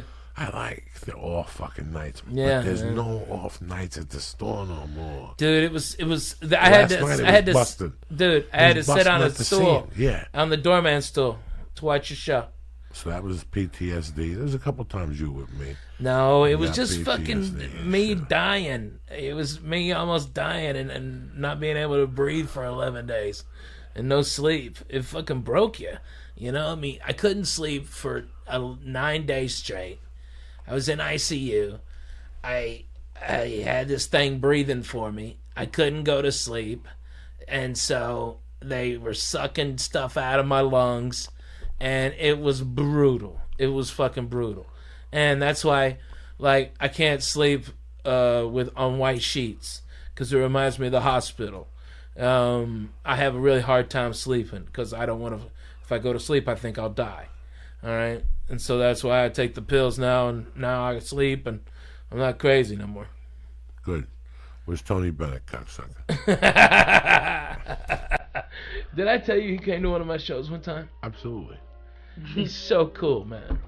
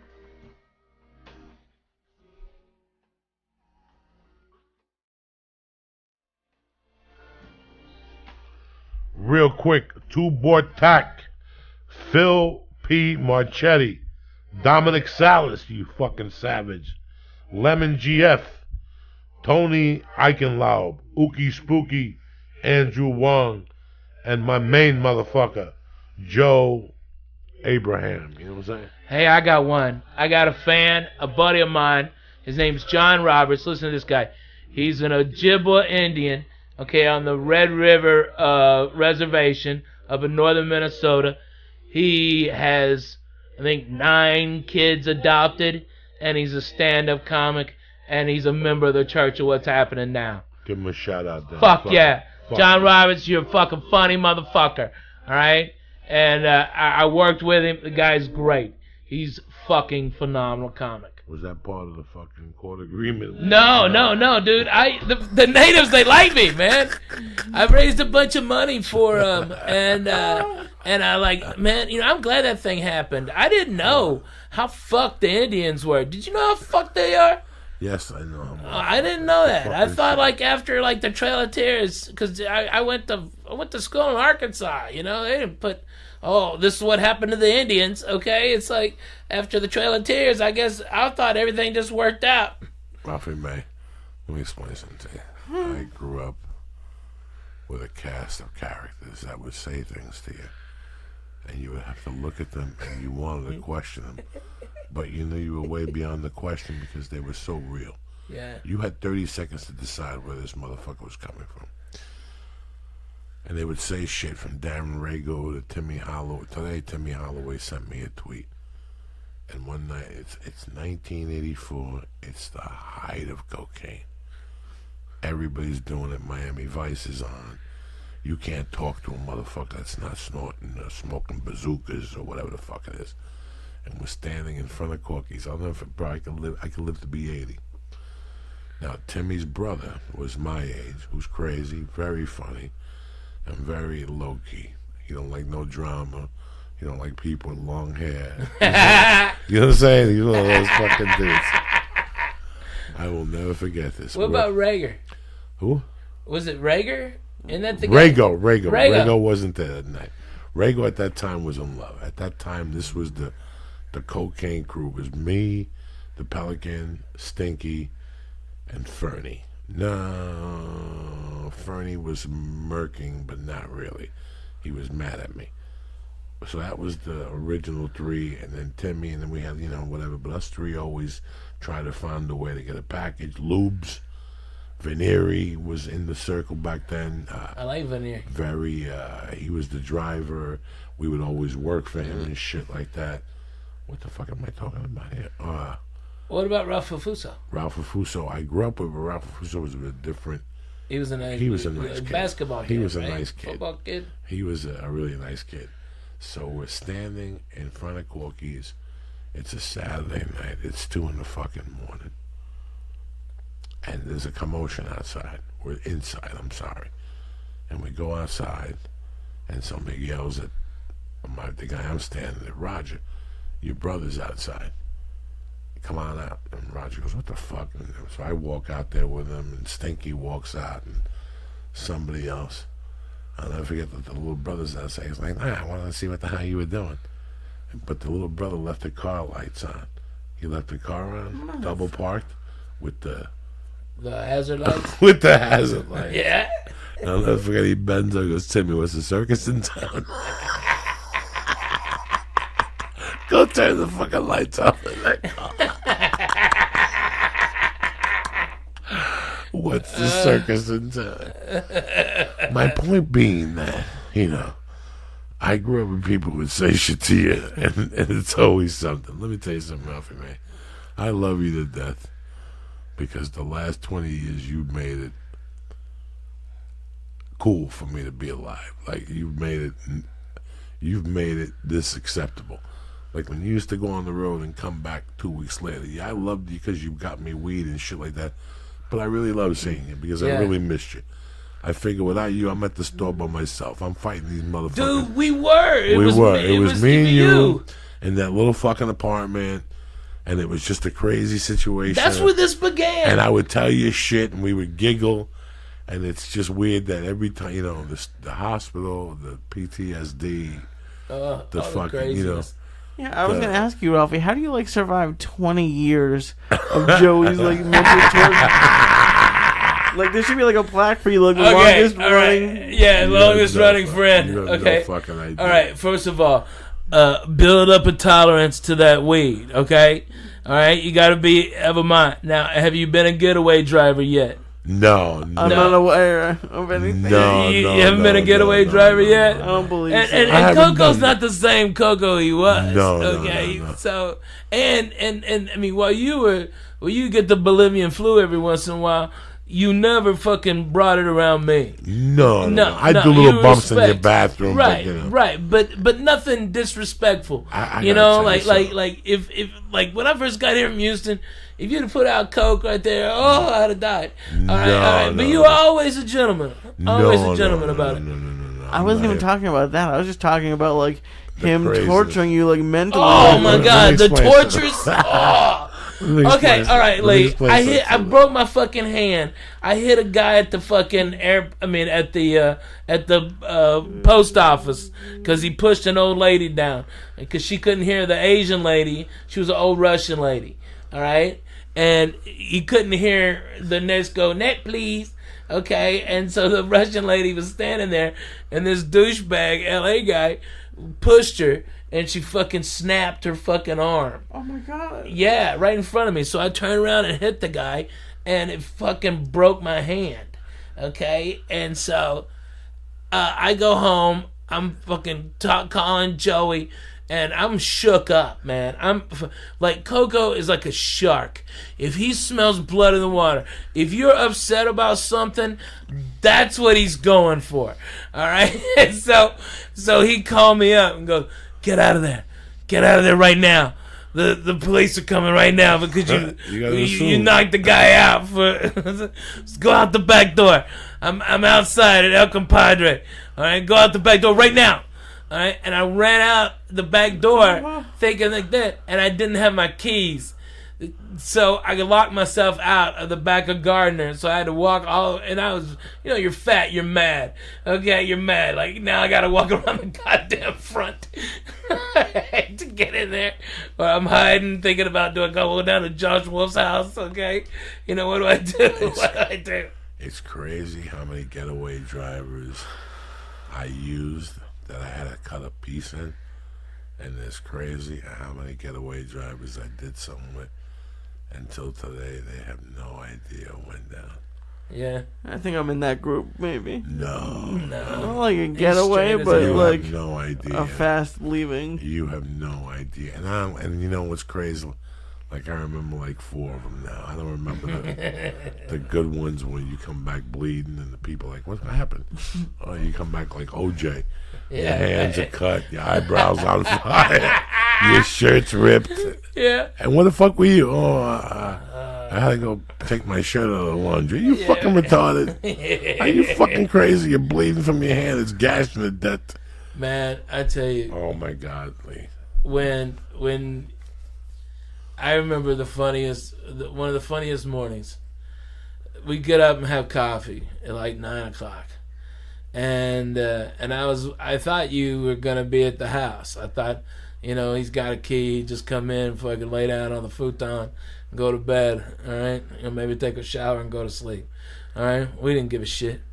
All right, and Joey wasn't there, and it was about 10 o'clock, and I made breakfast and no Coco. What happened? So I go over to Gavin Boyd's, and there's the king of the zombies having Bolivian flu like a motherfucker. Oh. And then you're sitting up just to talk to me, trying, and you smell like pussy and coke and booze. Oh my God! But I mean, a lot of pussy. All right, and Gavin Boyd was like this, and his little shit dogs ran up to you and pissed on your head. That little shit dog. Yeah, what a fucking asshole. Both dead. They're both dead now, I guess. Fuck them, those ugly little fucks. Fuck him. He thought it was cute and shit. I know. It's such a dick move. Fucking crazy shit, man. Listen, this year's going to be 10 years since I haven't done that powder. 10 Dude, years. I know. This 10 years since Marilyn has been dead. Yeah, I know. 10 years since I haven't done fucking powder. It's so crazy to me. I stopped doing powder a couple days after Marilyn died. A couple fucking days after she died. I was like, you know what? I'm going to give it a breather. Man, she was so sweet. Yeah, nobody even says anything anymore. That's what kills me. People are like, dude, nobody mentions Freddie Soto. Nobody mentions Mitch Mulaney. Nobody mentions Mitch Hedberg, except for to fucking take his jokes. Nobody remembers nobody. It's like they pay no respect, and they never develop that type of friendship. Well, they never. A lot of people. Listen, when I was a kid, who were the big people that died? Like Elvis died when I was fucking 13. That was craziness. That was a week of craziness in this country when Elvis died. But I still remember Freddie Prinze shooting himself. Wow. That was fucked up, man. Yeah. That was fucked up. A couple months ago, I discussed Freddie Prinze Jr. coming on the show, and I just wanted to refresh my memory, and I went on Wikipedia that night.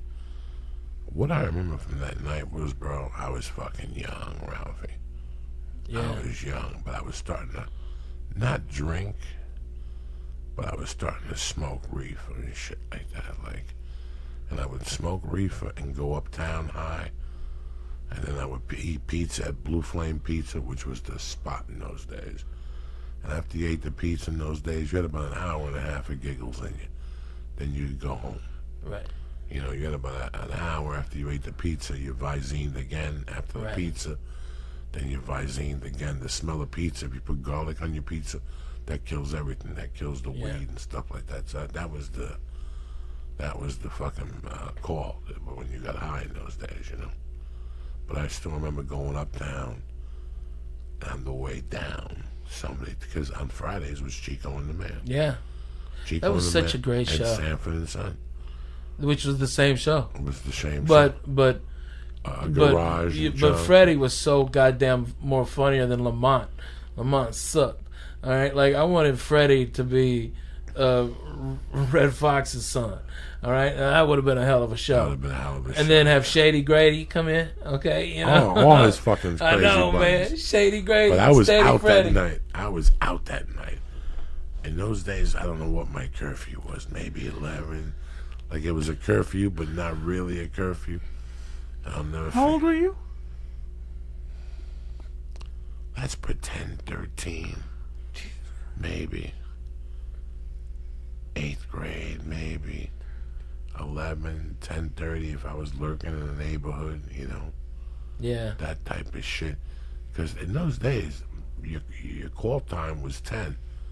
But if you hung in front of the house, they let you hang till 11. Do you follow what I'm saying? Yeah. Like, so don't get off that fucking stoop. Don't make me look out this door and you're playing up the fucking corner. I'll throw all of yours out. If you're going to stay out till 11, I want you on these fucking stairs. And that's what you did. So some people had like a loose schedule. You know what I'm saying? You had a little bit of a loose schedule. And I remember the night I found out Freddie Prinze fucking iced himself. I still remember the walk. I had to walk through a cemetery. That was the first time I cut through that cemetery because it takes like 4 miles off your walk. From uptown to downtown, there's a back fucking road back there. And people would say be careful because they were devil worshippers. But I walked back there like 3 kids and I saw some people doing some Santeria. And they made believe they were going to chase us, but they didn't chase us. The other guys ran. I ran like for 5 minutes. I was tired. I'm like, fuck this. You jump in like by 64th Street and you jump out by 51st Street. It was a tremendous little fucking, but those grave sites were old, dog. Like there was a lot of grave sites there from 1860s. The concrete was broken. The headstone was already broken and shit. You would die. Man, what are you gonna do? Time flies. You know, it's like comedy has so many people that it just are gone. You know, I mean, and like over the 20 years, the cast of characters like that we knew that were like really good, and like where are they now? You know, that like are no longer even in comedy. It's crazy. Last night I was standing where you were standing. Last night I got to the thing. I saw Chris D'Elia. I gave him a hug. Chris Spencer was up on stage, and I walked into That guy's so funny. Yeah, I walked in. I gave the Chinese kid a hug. Hang Ho. Fung. Whatever his Yeah, name he's was, my man. That cool motherfucker. Dude, I got an offer to go to do a bunch of gigs in China, and I'm gonna bring Fung. Fung's a funny dude, man. He's a funny dude, and it's like that kid's got heart. I mean, He's got mouths to feed too. Yeah. Yeah, he's got mouths to feed. But I went bad. out. I gave him a hug. I said hello to the window girl, and I went out in the hallway where you walk in, and I laid against the wall, and there was nowhere to sit. I listened to Chris D'Elia. Yeah. And I started looking at the pictures. Lee, I saw 3 people there that I was super tight with that have vanished from LA. I couldn't tell you where they are, Right. what happened to them. It was crazy how many people were on that wall, and I was like, wow. They used to be here every night. Yeah. They were doing this, they were doing that. They just disappeared. I just did a show in Connecticut, Mohegan Sun, and Beaumont Bacon showed up. Get the fuck out of here. Gave me a big hug. I gave her a big hug. Told her I loved her. Told her I was there the night she rocked the main room. Man, I saw that. And that pissed a lot of people off. yeah, no. She fucking rocked that it. spot. Yeah, no. I was saw there her. that night. So it's just crazy that you look at these people and you go, fuck, I got a spot at 10:30 at the store. How lucky am I? 20 years later, I'm still doing a Sunday night spot at the fucking store. And now, the difference between 20 years and now is that 20 years ago, this room would have been 60 people. Less. And a great room, don't get me Yeah. wrong. It would have been a great educational But room. dude, the time we'd get on, because we get bumped down, first of all, you hear Andrew's coming, okay, and Eddie's coming. I wouldn't, nobody said, let me explain to you how the mind of Joey Diaz worked. Okay, number one, at that time I was an addict, Lee. Let me explain something to you, Lee. You want to learn from the Jew? God put you in the right Jew's hand. There was a way to make money at the store. There's a couple angles to make money at the store. You could get the main room, which I never got. Not because I didn't want it. Every once in a while, she gave me a Saturday night in there. And that put an extra $100, $150 in your pocket. But you didn't get rich in there. You didn't get rich in the ORE. You get $15 a spot. But she cut me a deal one night. She goes, do you want to host? And she goes, how about you work the door from 7 to 10, I'll give you $25. And then you host from 10 to close, and I'll give you another $25. I go, that's great, but that's a lot of walking for $25. So I got an idea. I took Andrew's phone number down. I took Eddie Griffin's number down. And I took Joe Rogan's number down, okay? And I took anybody who had bumping privileges number down. Whether it was Paul Mooney, or all of them. Yeah. Sunday afternoon, because listen, I could go to the store on Sunday. The guy who sold coke worked the door. So guess how I worked it? I would get on stage, do my 10, put up Andrew Dice Club. Eddie, or Paul, and that's an hour. Easy. I could go do a few bumps, have a few cocktails, get the party started, and right before they get off, I go to Don Barris and go, guess who the host is the rest of the night? Who? Me. And I give him the microphone, and I'd be out of there by 11:15 with a package. I picked up this half a yard. I hosted. I did comedy. I did my job for the night. Yeah. Who's better than me? Strong. That was my most favorite night at the store was Sunday nights. Because I'd host till 11:30. Dude, I used to love Sundays because I'd always have cookouts behind the apartment. Even though I had a studio, and it was a murderer's row of comedians at those fucking barbecues. All right, and that night you cooked the turkey at 4 in the morning or something.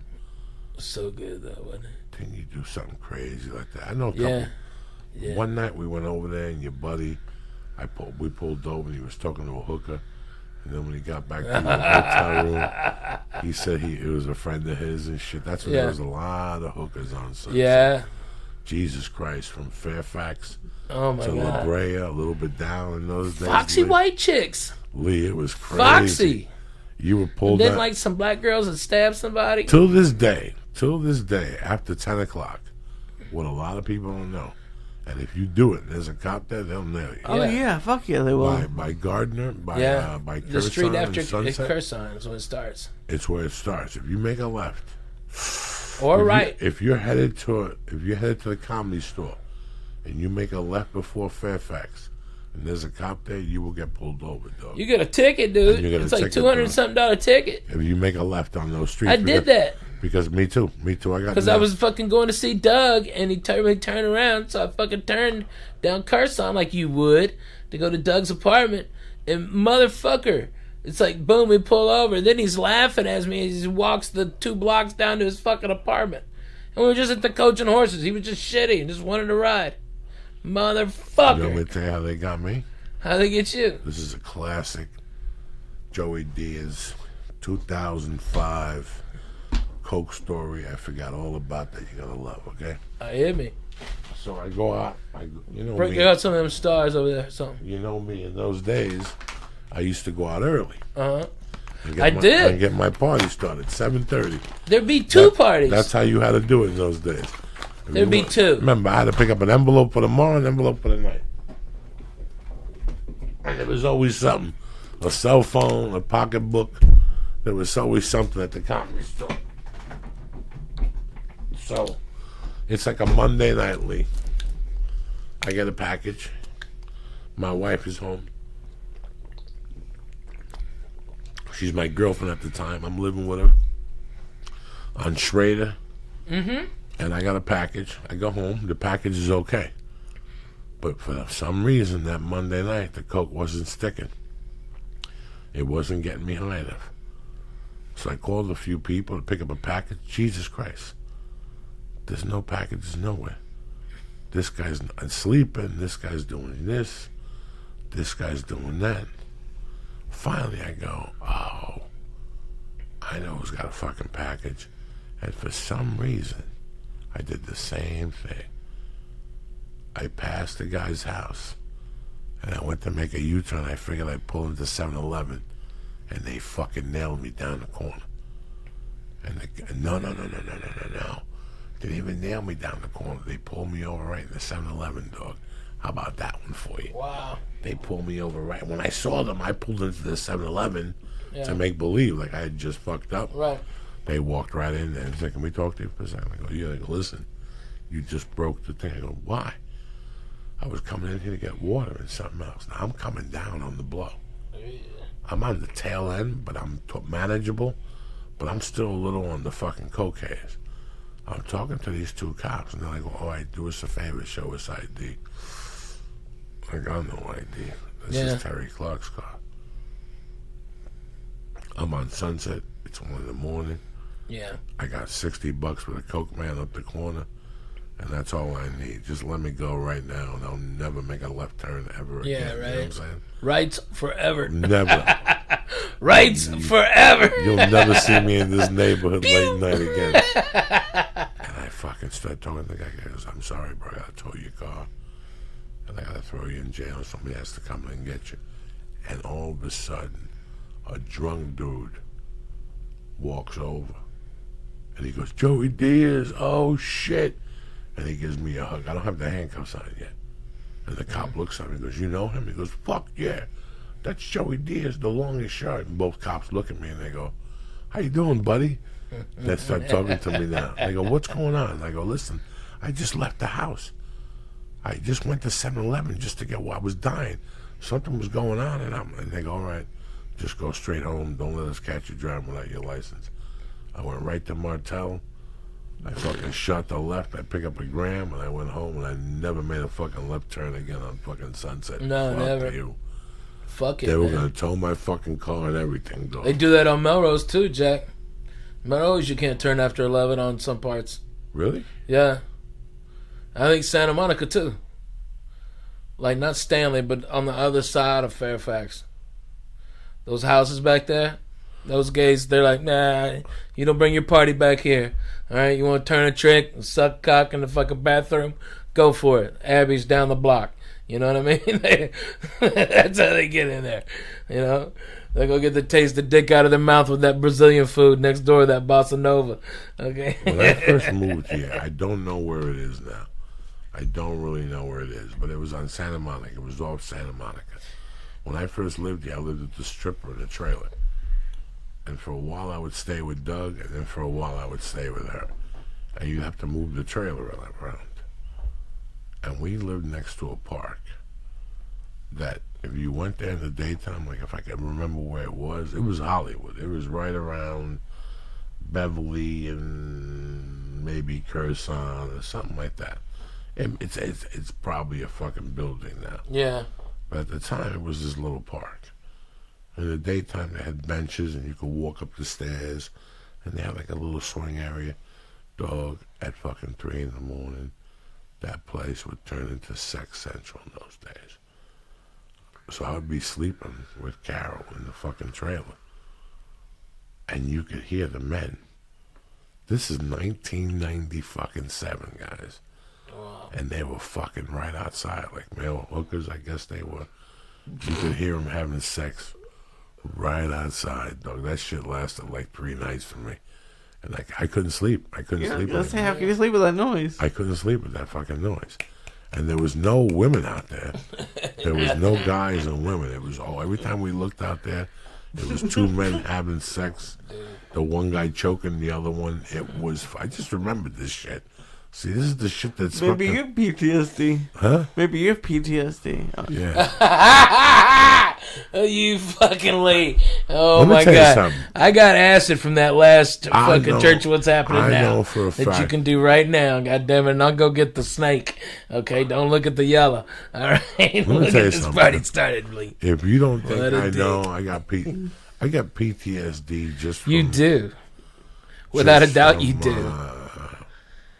Without a And I doubt, could you tell do. you, and I could tell you the The multiple things. No, the one in particular, the one that haunts me to this day was my godfather.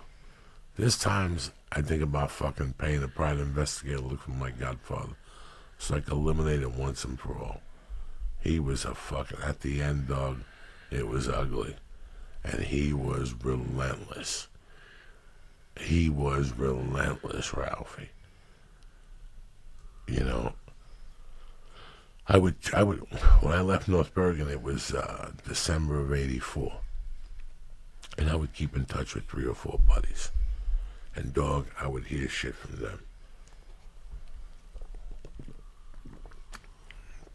That I could have called bullshit, or I could have believed. And then years later, I smartened up and I go, why would they fucking be talking this shit? And then I had another friend. My first daughter, Jackie, her godparents, the father, the godfather, Pete, he was a fucking serious white dude that I grew up with. Pete was Italian, no Irish, no none of that mafia shit. Pete was a serious fucking white dude that knew his shit. Before I made any moves in those days, I go to Pete. If Pete goes to the cops today, Pete could throw me in jail for 30 fucking years. From 1980 to 1985, I told Pete everything I did. Whether he agreed with it or not, whether he was a close friend of ours or not, I told, because I always had to have somebody I was 100% honest with. Yeah. Like no I've been matter- that guy for a long time. Yeah, no matter what you came to me in those days and said to me, like if you came to me in those days and said, Joey, tell me that you didn't rob the comedy store. Yes, I fucking did. I was that guy. Like if anybody else asked me, I go, no. Hey, that was weird. He had a hooded sweatshirt like yours. Nah. That seems like a liability to me, doesn't it? What's that, buddy? Telling somebody? You Wow. gotta unburden your heart Listen, bro, if with you no want... judgments. That's what real friends are.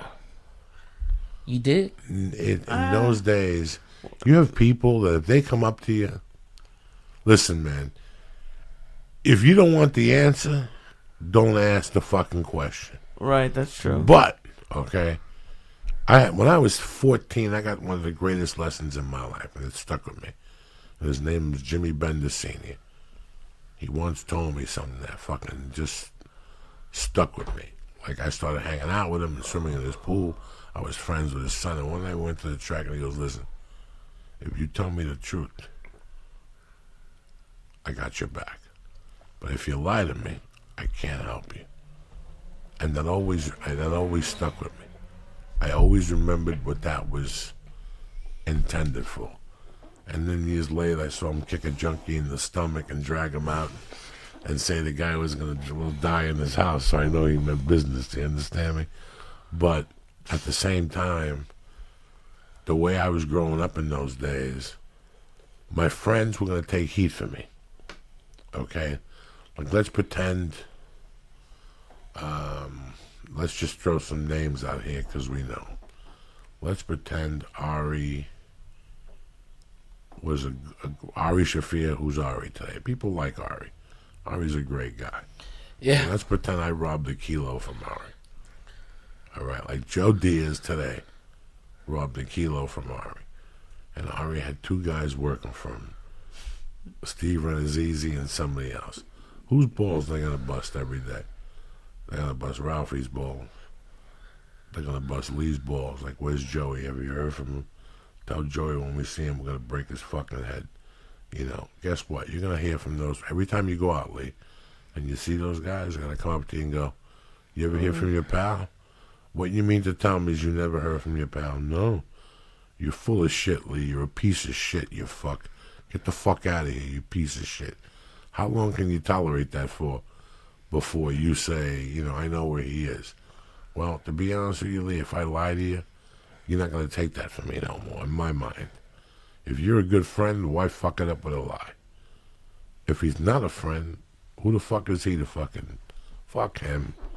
But if they're a good, solid friend, and you come to me and you go, Joey, I want to ask you, but I don't, and I already know what you want to know, I'll tell you.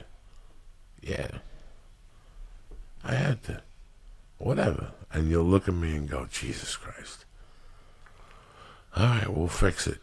That's the difference. Like the night I saw Ralphie walking across the street from the Japanese place, and they called the cops on me at the fucking Dublin. I saw Ralphie, and I looked him straight. He's like, I got a showcase for CBS. Yeah, later. Push it back. Later. Tell him that you're not doing this season. The biggest break of his career. Yeah. Go get the It would have been. Go get the fucking Voyager, the Forerunner. Yeah, I got the Forerunner. That's me at the Forerunner, dog. Yeah. My nephew has it now.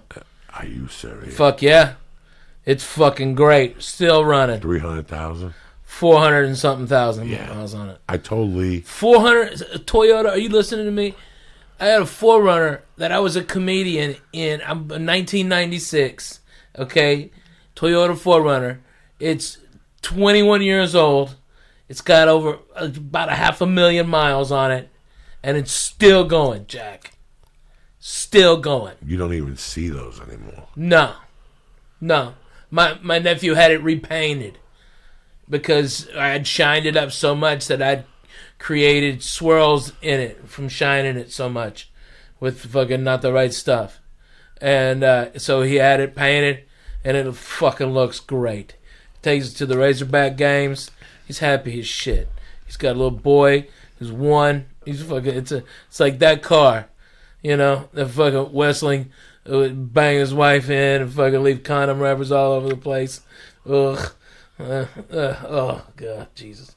All right, it's that same car.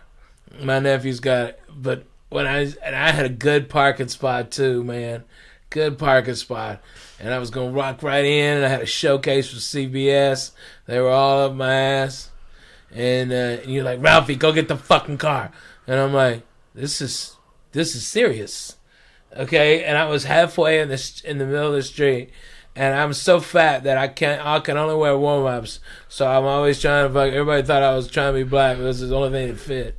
All right, and Ford, I got them for free. Doug, it was Big Daddy. Big Daddy. We all wore Big Daddy. I lived over. I told Me too. Lee for a year and a half. That's all I wore. Without a doubt. I snorted coke. I just wore their outfits. I just washed everywhere. I wore it everywhere. Why were they giving you for your outfits? Because they gave it to Ralphie first. Yeah, and then I got everybody in. Everybody who was fat. I got everybody in I could. Sweatshirts, T-shirts, sweats, shorts. They were super high quality. Super high quality.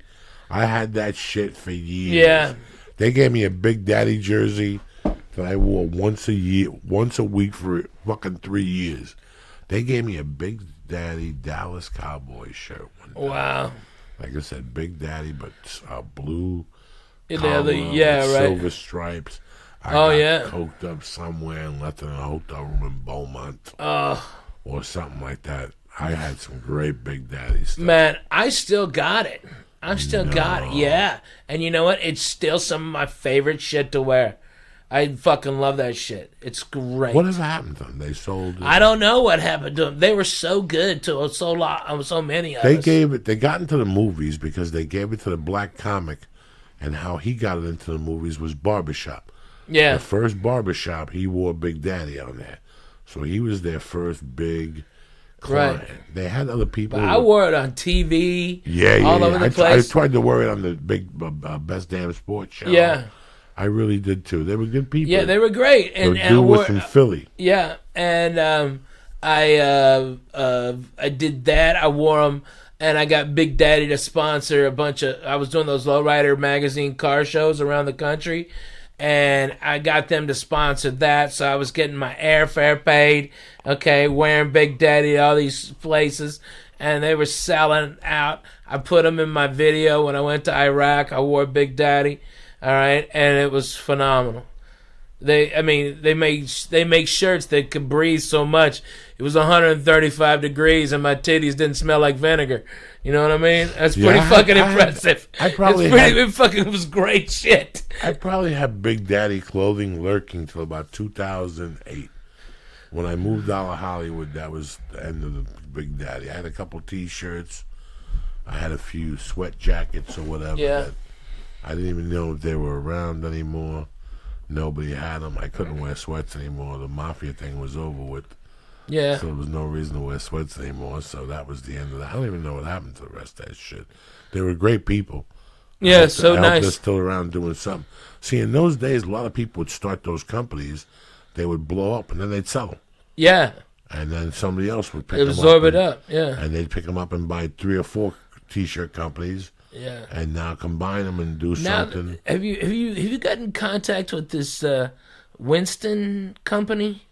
No. It's a designer. He's an actor. He's a fat actor, and he sent me a link to it.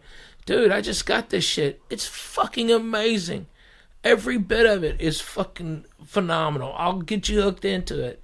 Matt Flavor, it's so great. It's like really super high quality stuff that I can't find anywhere else. I shop all over the place. Yeah. Texas is if you're a fat dude, you gotta go to Texas. Lord Jesus, I know. That's the only place you go. Man. And you know what, man? It's such a shame because, like I explained on stage last week, in Texas, if I'm a 2X here, in Texas, I'm an extra large. Right. So if I buy clothes in Texas and I got extra large, I go, Jesus Christ, I lost weight. You feel good about yourself. Time to eat. Time to eat. They don't fuck around. They switch the labels on you. So you go to Texas, you buy a 3X, you're swimming like a fucking thing. You're like, what happened to this? I could use this in 3X. No, because they make the clothes bigger. In L.A., they make them smaller. Get a 2X in L.A. I guarantee you walk into any Walmart in L.A., you don't fit in 2X. Walk into a fucking Houston. Yeah. You'll be swimming in a 1X. You go, Jesus Christ, I lost weight. No, they make the clothes bigger. So every of those Marshalls, all that shit, if you're a 2X like me, becomes fair fucking game now. If I usually walk into Marshalls, there's no clothing for me. But in Texas, Marshalls has clothing for Uncle Joey and shit. Don't move. Don't move. Don't move. Is the B right there? No. I thought it. God damn it. Leave him alone, though. Don't mess him. Come on, man. That's the Don't church. mess him. He's a nice That's what we do. Yeah, did you see his face? I did. It was great. Why are you gonna mess him? It was great. It's gonna be a great one. People are gonna go. They're gonna make gifts of this. Yeah, eat a star. Wait, have a star. Yeah. No, thank you. No. You Come want on. to? Here, you eat this one. Yeah. Eat this one. Yeah, eat a double. That's Come a on. good one. Come on, a double. No, you You got a don't single. need a double. Just eat a single. I ate one too. Don't worry about nothing. Fucking guy, give me the malouk. High as fuck already. Where you performing the next few weeks, my brother? Harrah's, Las Vegas. How long? This Thursday, Friday, Saturday at 10 o'clock. And then next Thursday, Friday, Saturday at 10 o'clock. And then I'm in San Antonio at LOL. And I can't remember. That's like the next 3 weeks. But like I'm going to be also coming back here next Sunday and Monday and Tuesday, hang out with my kids and do some meetings. And then the next week is Father's Day, so I'm going to be around. Maybe, I don't know, maybe if you and your family, maybe Sunday dinner someplace. You know, we maybe go back to that Italian place I told you about. Like, it's old school Italian. That Tony's Bella Italiano on Magnolia. Mungo Boulevard. Mungo. That's where he goes to eat and shit like that. That's where I'm going to stay for now. What? Oh my God, Mongo. I'm happy you're doing well, Ralphie. I'm happy. You know, before the podcast, and I know a lot of people listen to this podcast, you've been divorced or separated. And, while it's happening, you think it's the end of the world. Right. And it's a pain that doesn't go away for 3 years, and either the attorneys could keep it going, or you need, like with me, I just squashed it. I said one day, you know what, man, I want to do comedy. That's it. I just want to do fucking comedy. You know what? I came to the conclusion I was fighting for a never-ending war, because at the end, I couldn't cover the spread, whatever your fucking name is. Ralphie. I'm stoned too. I know, baby. I couldn't cover the spread, Ralphie, and that was the worst feeling in the world to know, but also the best feeling in the world. When I left living with George when he was junked up, yeah, and his grandma, and I was having a great time. Poor grandma. And I was really learning comedy. I saw Leguizamo that night at 2 a.m, and I had figured it out. I got to move somewhere where I could do a lot of open mics, take my time, just get time. And I could do something with this fucking comedy shit. Yeah. I've been doing it in New York. It's been working, menza. Anywhere I go has always been receptive, come back. So I'm on to something. Mm-hmm. I don't know what it is. In a month I might play the flute. I don't know what it is, but I'm going to stick this out. I got no money. I got a little job I eat from week to week. Yeah. Why not have a good time my way? Every night I do comedy, I bump into somebody, they give me a pill. We do a bump. I drink 2 cocktails because they give you 2 drink tickets. I'm having the time of my fucking life. Yeah. I wanted a family. I wanted to be married. I thought that's what I wanted. Once I got on that stage and I got hooked, it was all over but the shouting. I walk in one day. She says she doesn't want to be married no more. It was like God said, here you go, cocksucker. This is what you want, you fucking lunatic. And I went for it, Ralphie. Who gives a fuck? And that's what we're enjoying right now. We're enjoying those triple runs that we did. We're enjoying. You did those other runs. That dude who played C.W. Kendall. C.W. Kendall. Who I told him to suck my dick because he used to give you a long week. Yeah. Then the week before the gig, he cut it down to 2 nights. 2 dates. Yeah, and but it was like Wednesday and Saturday. Saturday. And they're fucking 12 hours apart. And you had to put yourself up for 2 days. It was fucking crazy, people. Or you know what you would do is you would stay in your car, Lee, okay, and sleep in your car until like 2:30, 3 o'clock, all right, and then take the hotel room, okay, and you would stay there at that one for a full 24 hours, all right, which basically meant you got 2 days for the one day because you went there early. You just stayed in your car. You stayed up or you slept in your car. That's what I would do. And then you get free breakfast. I'd fuck them up on the free breakfast. Oh, my God. I'd make BLTs left and right because I stole a fucking pound of bacon. You think I'm lying to you? I ain't lying. Not one bit. BLTs, fruit, but fuck you on the cantaloupe. I don't like that. All right? And stay in there. And then they had an afternoon thing. And then get them in the morning. Fucking eat up a bunch and then go do. So you only had to do one night, actually pay for, but you'd go pick a town to do a spot in, like Dallas or Oklahoma City, Denver, Austin. You'd fuck around and find something to do, and then pick up like $50 or something. Might cover a hotel room, might not. You might not. I worked for Shirley Bynum too, out of there. She was great. But man, those triple runs are fucking bananas.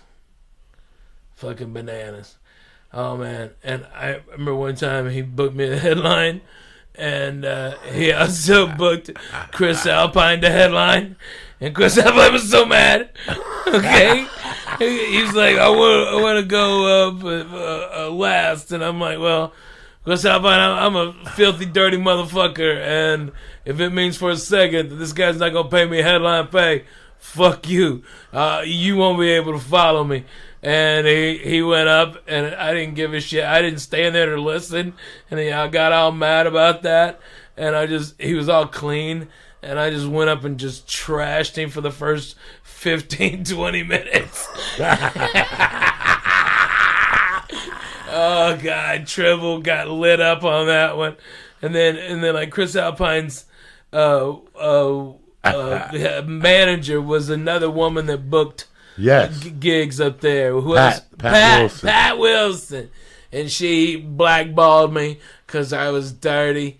Okay. Pat Wilson. Yeah, she blackballed me because she managed to Chris Alpine and he got blowed out. You know, at one time, the people that were talking about Pat Wilson and They were big figures in our CW life, Kendall. man. At one time, we would call these people every Monday and beg them for work. And if they sent us to Mars, We drive. we would take the mission. It's a crazy thing to sit here and laugh and think about those times. Man, you were the because king of the Greyhound. You know, you I- called bro, Bart Reed on Monday I afternoon. learned how to mix and match. Look, I figured it out. I figured it out when I started selling screws on Ivor. I would have to be there at 5 in the morning. I would basically leave the store and park my car in those days and jerk off and go into this place at 5. And I would start fucking emailing and faxing people. Roger Paul, Yeah. the Buffalo Funny Bone, Fuck the yeah. Miami Improv. Yep. You have no fucking idea, my friend. Yeah. The Birmingham, Alabama Club. Oh yeah. Both Start on Houston Lap Stop and the Yeah. Lap Spot. I didn't give Comedy a fuck. Showcase. You know how many people Yeah. would call me back? At least zero. Zero. But every Monday, these motherfuckers They got an ear beating. They got a fax from Uncle Joey every Monday. Yeah, here's Then my they started avails. coming around. And if you left them wide open, you wouldn't get booked. So you'd have to put in where you kind of wanted to be. And in those days, Okay, there still like this wasn't a is fucking... dates booked like this, and you knew Yeah. these dates were kind of close. So you'd call them and beg them, go, "Hey, I got this. Let me have it." All right, you know, you'd manage it. You know, you had to work the angles. If you went in comedy like, "Well, I'm a nice guy and I'm going to send a headshot and a tape, a VHS," they wouldn't give a fuck. Okay, you had to be something different. You know, you had to be funny, and there was no fucking YouTube. None of that shit. It was VHS. No, they couldn't check your fucking your web page. Yeah. So you could tell them, "Listen, I'm gonna be in Austin this week. Why don't you give me the week before?" That's what Right. you say. Exactly. It was brilliant. Yeah. Hey. It's an amazing thing to learn on your own. Then you hear that there's a Thursday in Beaumont. And you're like, fucking somebody, hey, I'm going to be in town. All right, and you just set up and you start calling other comedians. It's like the internet was like just your fucking Rolodex. You know, you go, "Hey, Dougie, where the fuck are you at?" Okay, "Hey, give me a feature week because I'm fucking co-headlining with, oh my God, what was that guy's name? God damn it. Fucking, he's an Arkansas comic. It He's don't matter. crazy. It It's don't crazy. fucking I matter. forget. God damn it. And he was fucking bananas. That guy was so much fun. Or Captain Rowdy or something like that. You know, you see these guys and you're just like, wow, these are fucking boom. And now they're even gone. But it was all of like, hey, I need help getting this date, you know? And so you go, you know, if you wanted to be in the at Zanies, you had to tell people that you were doing creative gigs in the Southeast. You know, "Hey, I'm going to be there. Give me a spot." All right. And boom. You know, "Hey, can I stay at your condo for extra?" What an Yeah. education it was as a feature act. Yeah. To go from having a day job to booking gigs now for yourself. And you're adding up all these gigs, and if you add it up, you're still not making anything close to what you were making. Yeah. But you'll accept it. You figure out a way to make it work. You know what? That bedroom in the back that's an office, that's going to become a bedroom. I'm renting Yeah. it. This is You're way renting it before. out. This was way before Airbnb, dog. This is Yeah. when you went to the library and put a piece of paper up. Bedroom for rent. Split the utilities and shit. And these guys, you learn how, like from 93 and a half to 95, I learned how to become a comic, Jack. On bare nothing. That car was going to fall apart at any time. And for me to go on the road where I was going in those days, but every road gig I got, something always happened. Yeah. I met this fucking dude, man, in my life. That's why I sit there and I go, someday I'm going to pass away. And if there's a real fucking God or whatever they talk about, the people that I saw that helped me were angels. that God sent when I was like my head was in a good direction.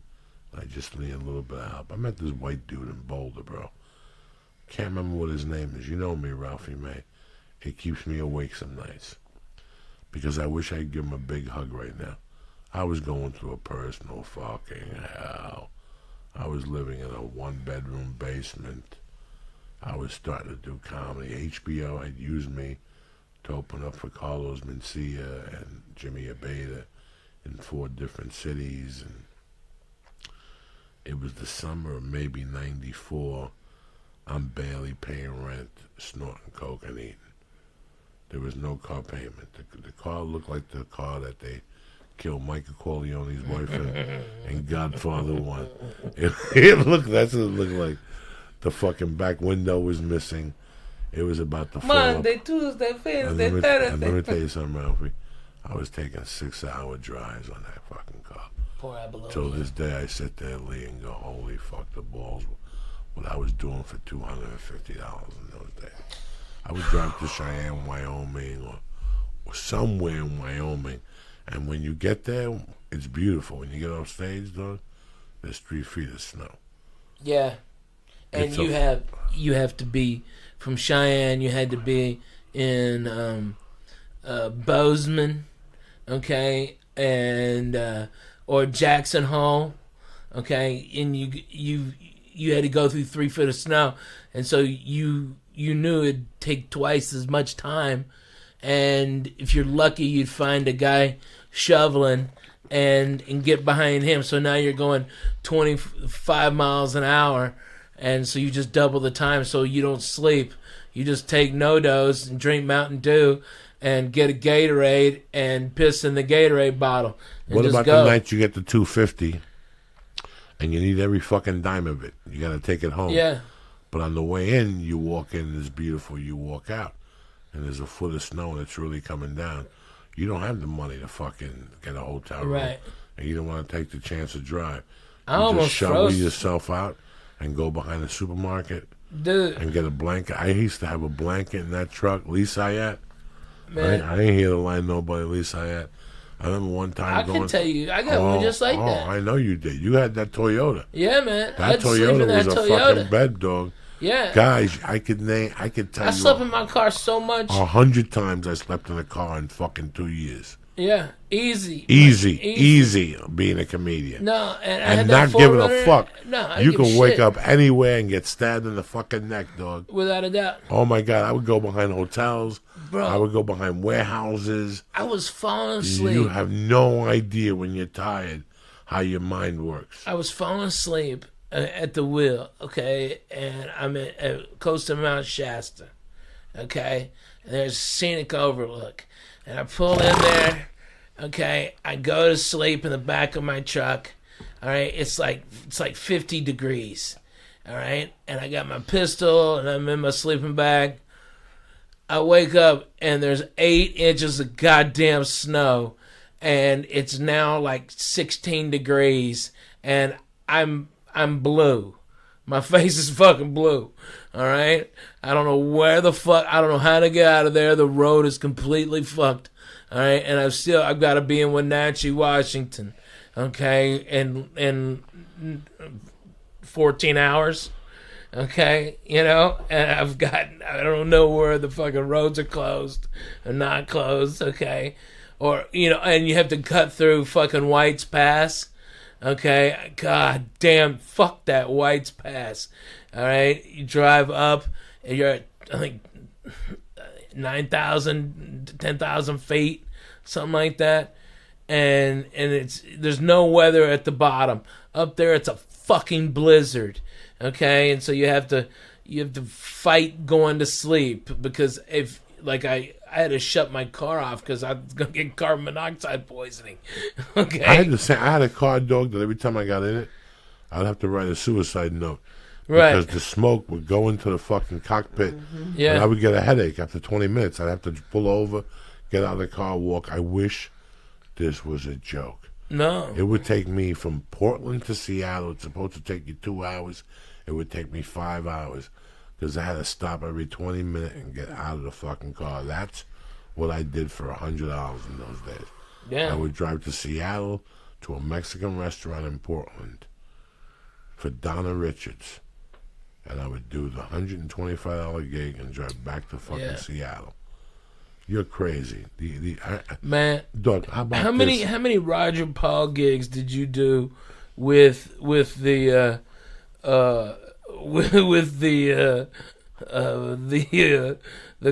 female comedian that wore a wedding dress, his wife or his ex-wife? I think one in all those years. Oh really? Oh my god! Yeah, I got on a string, and man, wow, that was an extreme show. I'll tell you what you do learn about comedy that Ralphie knows is that sometimes things happen and you scratch your head for 5 fucking years. Yeah. Like I was just talking to you, and there used to be another company that used to do comedy when I fucking started. They were Dana and Doug McGraw. The phenomenal. And I sent them a tape, and they made me a co-headliner when I couldn't even MC. They said, we love your stage presence, and they got me a gig as a feature, which paid like $145.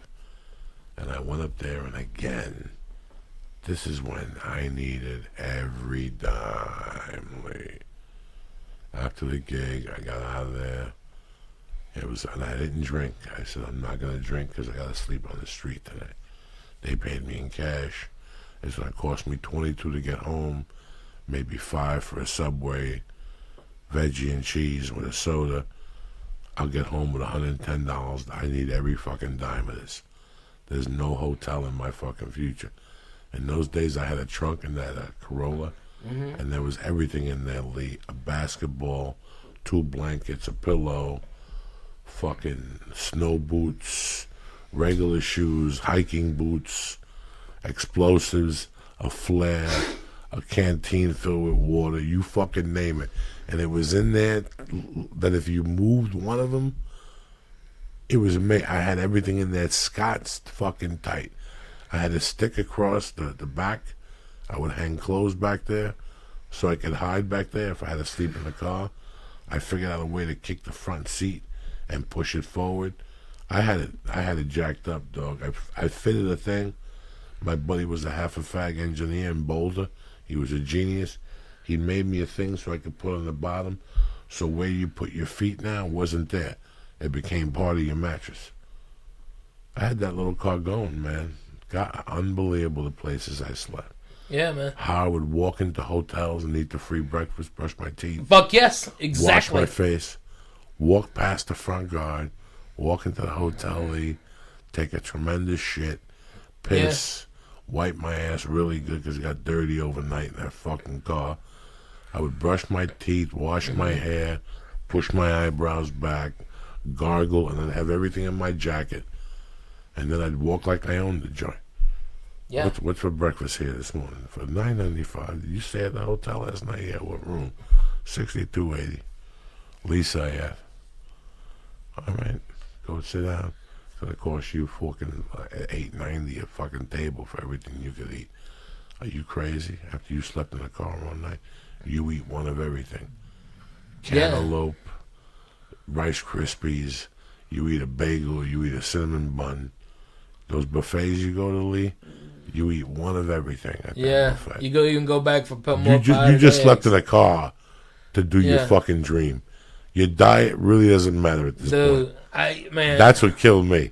Your diet at that point fuck that. really doesn't matter. I remember going back one time and somebody going, Joey, you're putting on weight. So I brought a basketball with me on the road. And I forced myself to go in the back of every hotel in the parking lot and run around with a basketball. I did that for about 3 months, That's how retarded I was. So where are you going to be the next couple of weeks? I'm going to be at Harrah's at the beautiful casino Harrah's. And you know what I like about it? I got to be honest. The most thing I really like about it is there's no shiny shirt, half of fags over there. Okay, it's like a bunch of real people. Okay, it's $15 fucking blackjack. You can have a good time, drink pretty good booze. Okay, they've got great restaurants. There's a Ruth Chris if you want steak meat. I mean, come on, who's better than that? and it's easy. You gotta take Lee with you as your road manager. Man, Lee, I want you to come out, you fool. Okay, listen, Hercules. I got a 5-bedroom house. They done rented me with a good-ass pool and everything. Lee is allergic to... Listen to me. Lee, let me tell you something. What's going on, Lee? Lee has a skin problem. He's got a skin problem. He can't be sleeping on nothing. You got to get Lee a room that's been sanitized. The whole okay. All right. Done. We don't have time to done. I'll put him at the beautiful Caesar's Palace. We don't want to stay in Airbnb is what I'm telling you. No. Good God, no. Lee Sayat, don't stay at Airbnb. And I don't need it. I don't either. I don't either. I don't even mind. You're going to manjar in Las Vegas. You know what I'm saying? Mi familia. No mancha in Nevada. What are you drinking? Champagne? Champagne cocktail? Champagne cocktail. Champagne cocktail. We don't stay in no Airbnb and blankets. He's got to sneak in the middle of the night. Lee's one of those kids, bro. You know, Lee's one of those guys in Vegas that you get him high. Yeah. And it's very, you know, Lee thinks like when Lee was allowed at the South Point, Lee was very interesting to me. Mm-hmm. Because at Lee's age, I didn't like Las Vegas at all. Yeah. I took a hating for Las Vegas when I was 22, and I said, I don't need this place. I'm from New York City, where I could do this. I got to walk around with cameras. And they watch in the bathrooms. They watch everything, Jack. For me to get down, for me to come to your city in '84, I had to know I could snort in peace. Mm-hmm. I could go to a bar and gack out like I used to do in Houston, where you can't even talk anymore. I go to that Allen Park Inn? No. Yeah, fuck yeah. Allen Park Inn. I got gacked or our house. No, the fucking other bar where you get jaundice. They had no windows. That bar there, I used to walk in there and I couldn't even fucking talk. But anyway, to make a fucking long story short, I don't know what the long fucking story short was. It's, what's up, Lee? When I was allowed at the South Point. Yeah, Lee was allowed at the South Point. It was interesting because we would finish up a show, we would eat something, we'd get high, and Lee would look like, you know, okay, I get it. Lee's tired, I'm tired. And the next day, I'd hear a tremendous story. How he got up at 2, brushed his hair, and came down, and he won till 5. Then at 5:30, he bumped into a friend who put bad luck on him, and he went back to the table. Was that Russian? And he ended up losing. We ended up losing what he won, plus 100 out of his pocket. Now he's salivating from the mouth because he's Jewish. He goes back up to the room. He washes himself. He bangs with her. He calls his girlfriend. And he refused for the last temptation of Christ. He's got this weird way of gambling. Then he's telling me how good he is. He's Johnny Bananas. I stalk him. I stake him a yard or two. He blows it in 2 minutes. He got beat up like a fucking, like something. Till this day, he blames me. You left. I won the first couple hands and you left. And I walked away, so it's my fault. I've never been nobody's lucky fucking... I've never been nobody's lucky rabbit foot. This guy wins 400. Oh, he's mush. Put him in the bathroom. About 8 weeks ago, he started a new career. He got books. He took a fucking course on hypnotics, how to hypnotize the blackjack dealer. Sleep. I need your bracelet, Ralphie, if you have it. Oh man, I know. It's actually in my luggage. Dog, I go everywhere with that. He took a course. You know, by the way, I've had thank you, church, for taking me in and loving on me. You guys come to my shows, and after the showroom, I'm downstairs maybe having a delicious Budweiser product. Okay, maybe enjoying myself a little bit before I go home, and you guys come up to me and you're like, "Look at the yellow, Ralphie. Where's that goddamn bracelet?"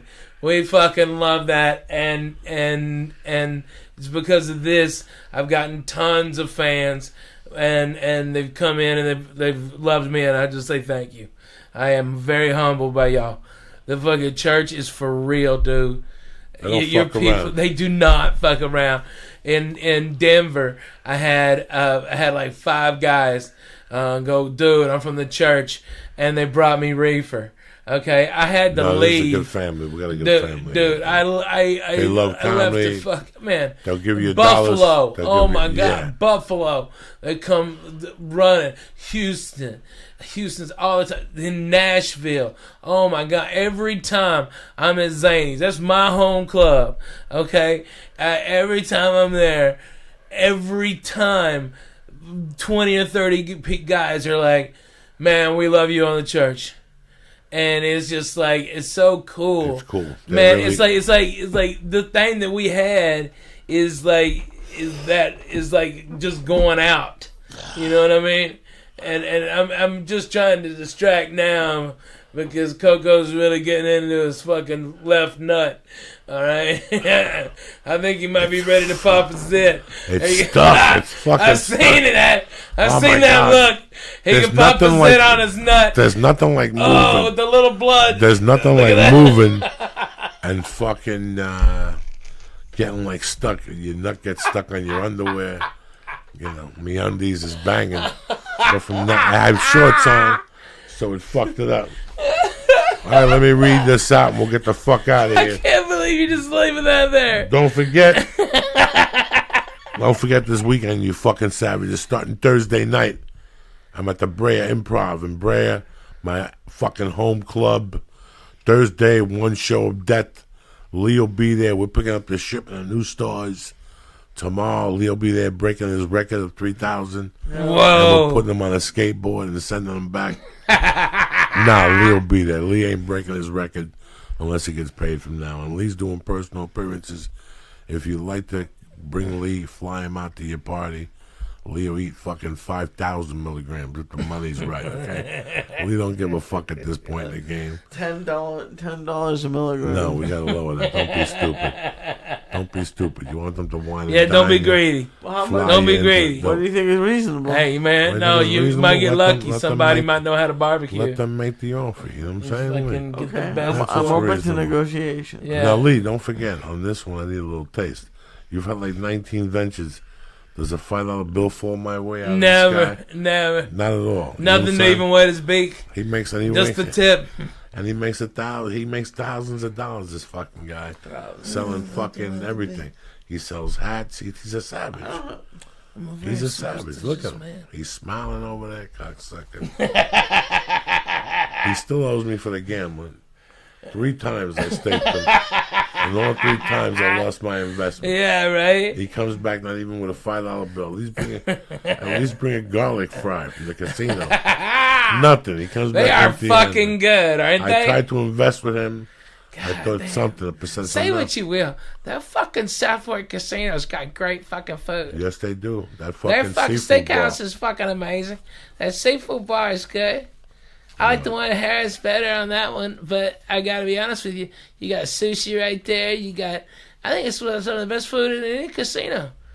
I mean, they're fucking bomb over there. They're doing it, Jack. That I like Italian's that. I like first that rate. fucking breakfast, dog. I'm Fuck happy yeah. with the 3 eggs and the fucking bacon. Can you imagine? Fuck yeah. That's how simple I've become. Here we go, motherfuckers. The church is brought to you by one of my favorite products. Let me explain something to you. I did business with these guys about 3 years ago when we first started. Am I bullshitting, Lee?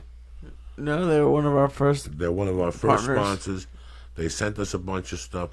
Till today, I still use their products, okay? So this is how much I like. I always kept their razors. I always kept the main stem. I think they sent me like 3 main stems over the years. And I still have a fucking backup, okay? I don't know how they do it. But as far as razors and fucking the whole package, they're the best in the business. And what makes them even better is they deliver it right to your house. You made the smarter choice by switching to Dollar Shave Club. That's a smart choice right now. Dollar Shave Club will always be the smarter choice. Why? Because you get a great shave at a great price, and it's conveniently delivered right to your door. It's an awesome life hack, no-brainer choice. You no longer have to step to the store to buy a cheap disposable razor that gave you a cheap shave, or spend a fortune on razors with gimmicks and shaving tech you don't really need. When I use the Diaz executive razor with the Dr. Carver's shea butter. I use that stuff in the shower. I pull up my sideburn. Let me get We that ready? lighter. Yeah. Hey, welcome to Podcastville, cocksuckers. The church is brought to you by MeUndies. MeUndies makes you feel good. Undies your butt will be proud to wear. MeUndies, the best underwear you could get. Why? Because they're soft. They're made with Modal. And when you sweat and stuff, they keep everything nice and cool. What I'm going to do is this. I'm going to get you 20% off the best and softest underwear and socks you will ever own with free shipping and 100% money back guarantee. That's MeUndies.com/Joey. MeUndies.com/Joey. Listen, the holidays are coming. You want to look good. You want to go to grandma's with nice, clean underwear on. Go to MeUndies.com right now/Joey and get 20% off. This podcast is also brought to you by, you ready for this one? The best Blue Apron. Choose from a variety of new recipes each week, or let Blue Apron's culinary team surprise you. Recipes are not repeated within a year. Blue Apron is the #1 fresh ingredient and recipe delivery service in the country, period. Do you follow me? Period. Why? Because cooking together builds strong family bonds.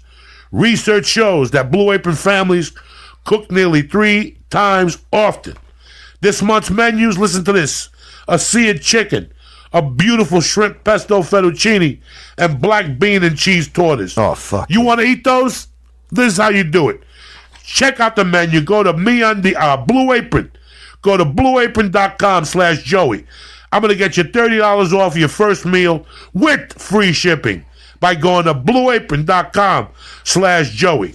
You're going to feel good because it tastes good. It's delicious. And the best thing is, you get to cook in front of your family like a chef of the future. Go to blueapron.com right now. Kick that mule, Lee. I'm taking you deep in the murky waters with Sabbath because it's that time of the week. When it comes to Sabbath, here's one of my favorite fucking songs of all time, off of the Sabotage album. The second album I bought from Black Sabbath on the walk home on Burger Line Avenue. Kick this mule, Lee. We ain't got time to fuck around. Theo Von is here tonight.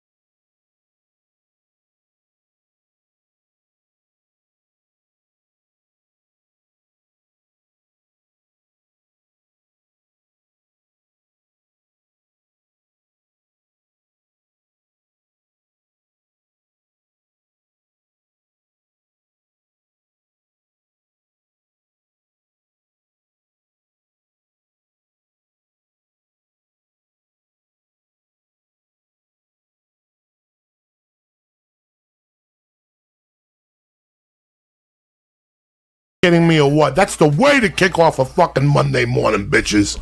Who the fuck is gonna stop you?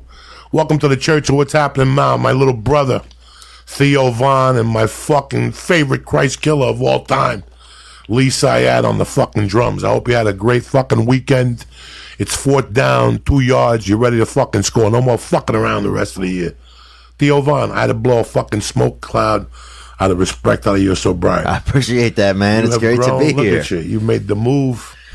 You're fucking a new man. You look good. I'm Your an adult. material's on fire. My dick is fresh, You're bro. killing these fucking people, and you still got no broad on the side. Nuh-uh. You don't want no broad. You're on a fucking mission from Lucifer. Not like our friend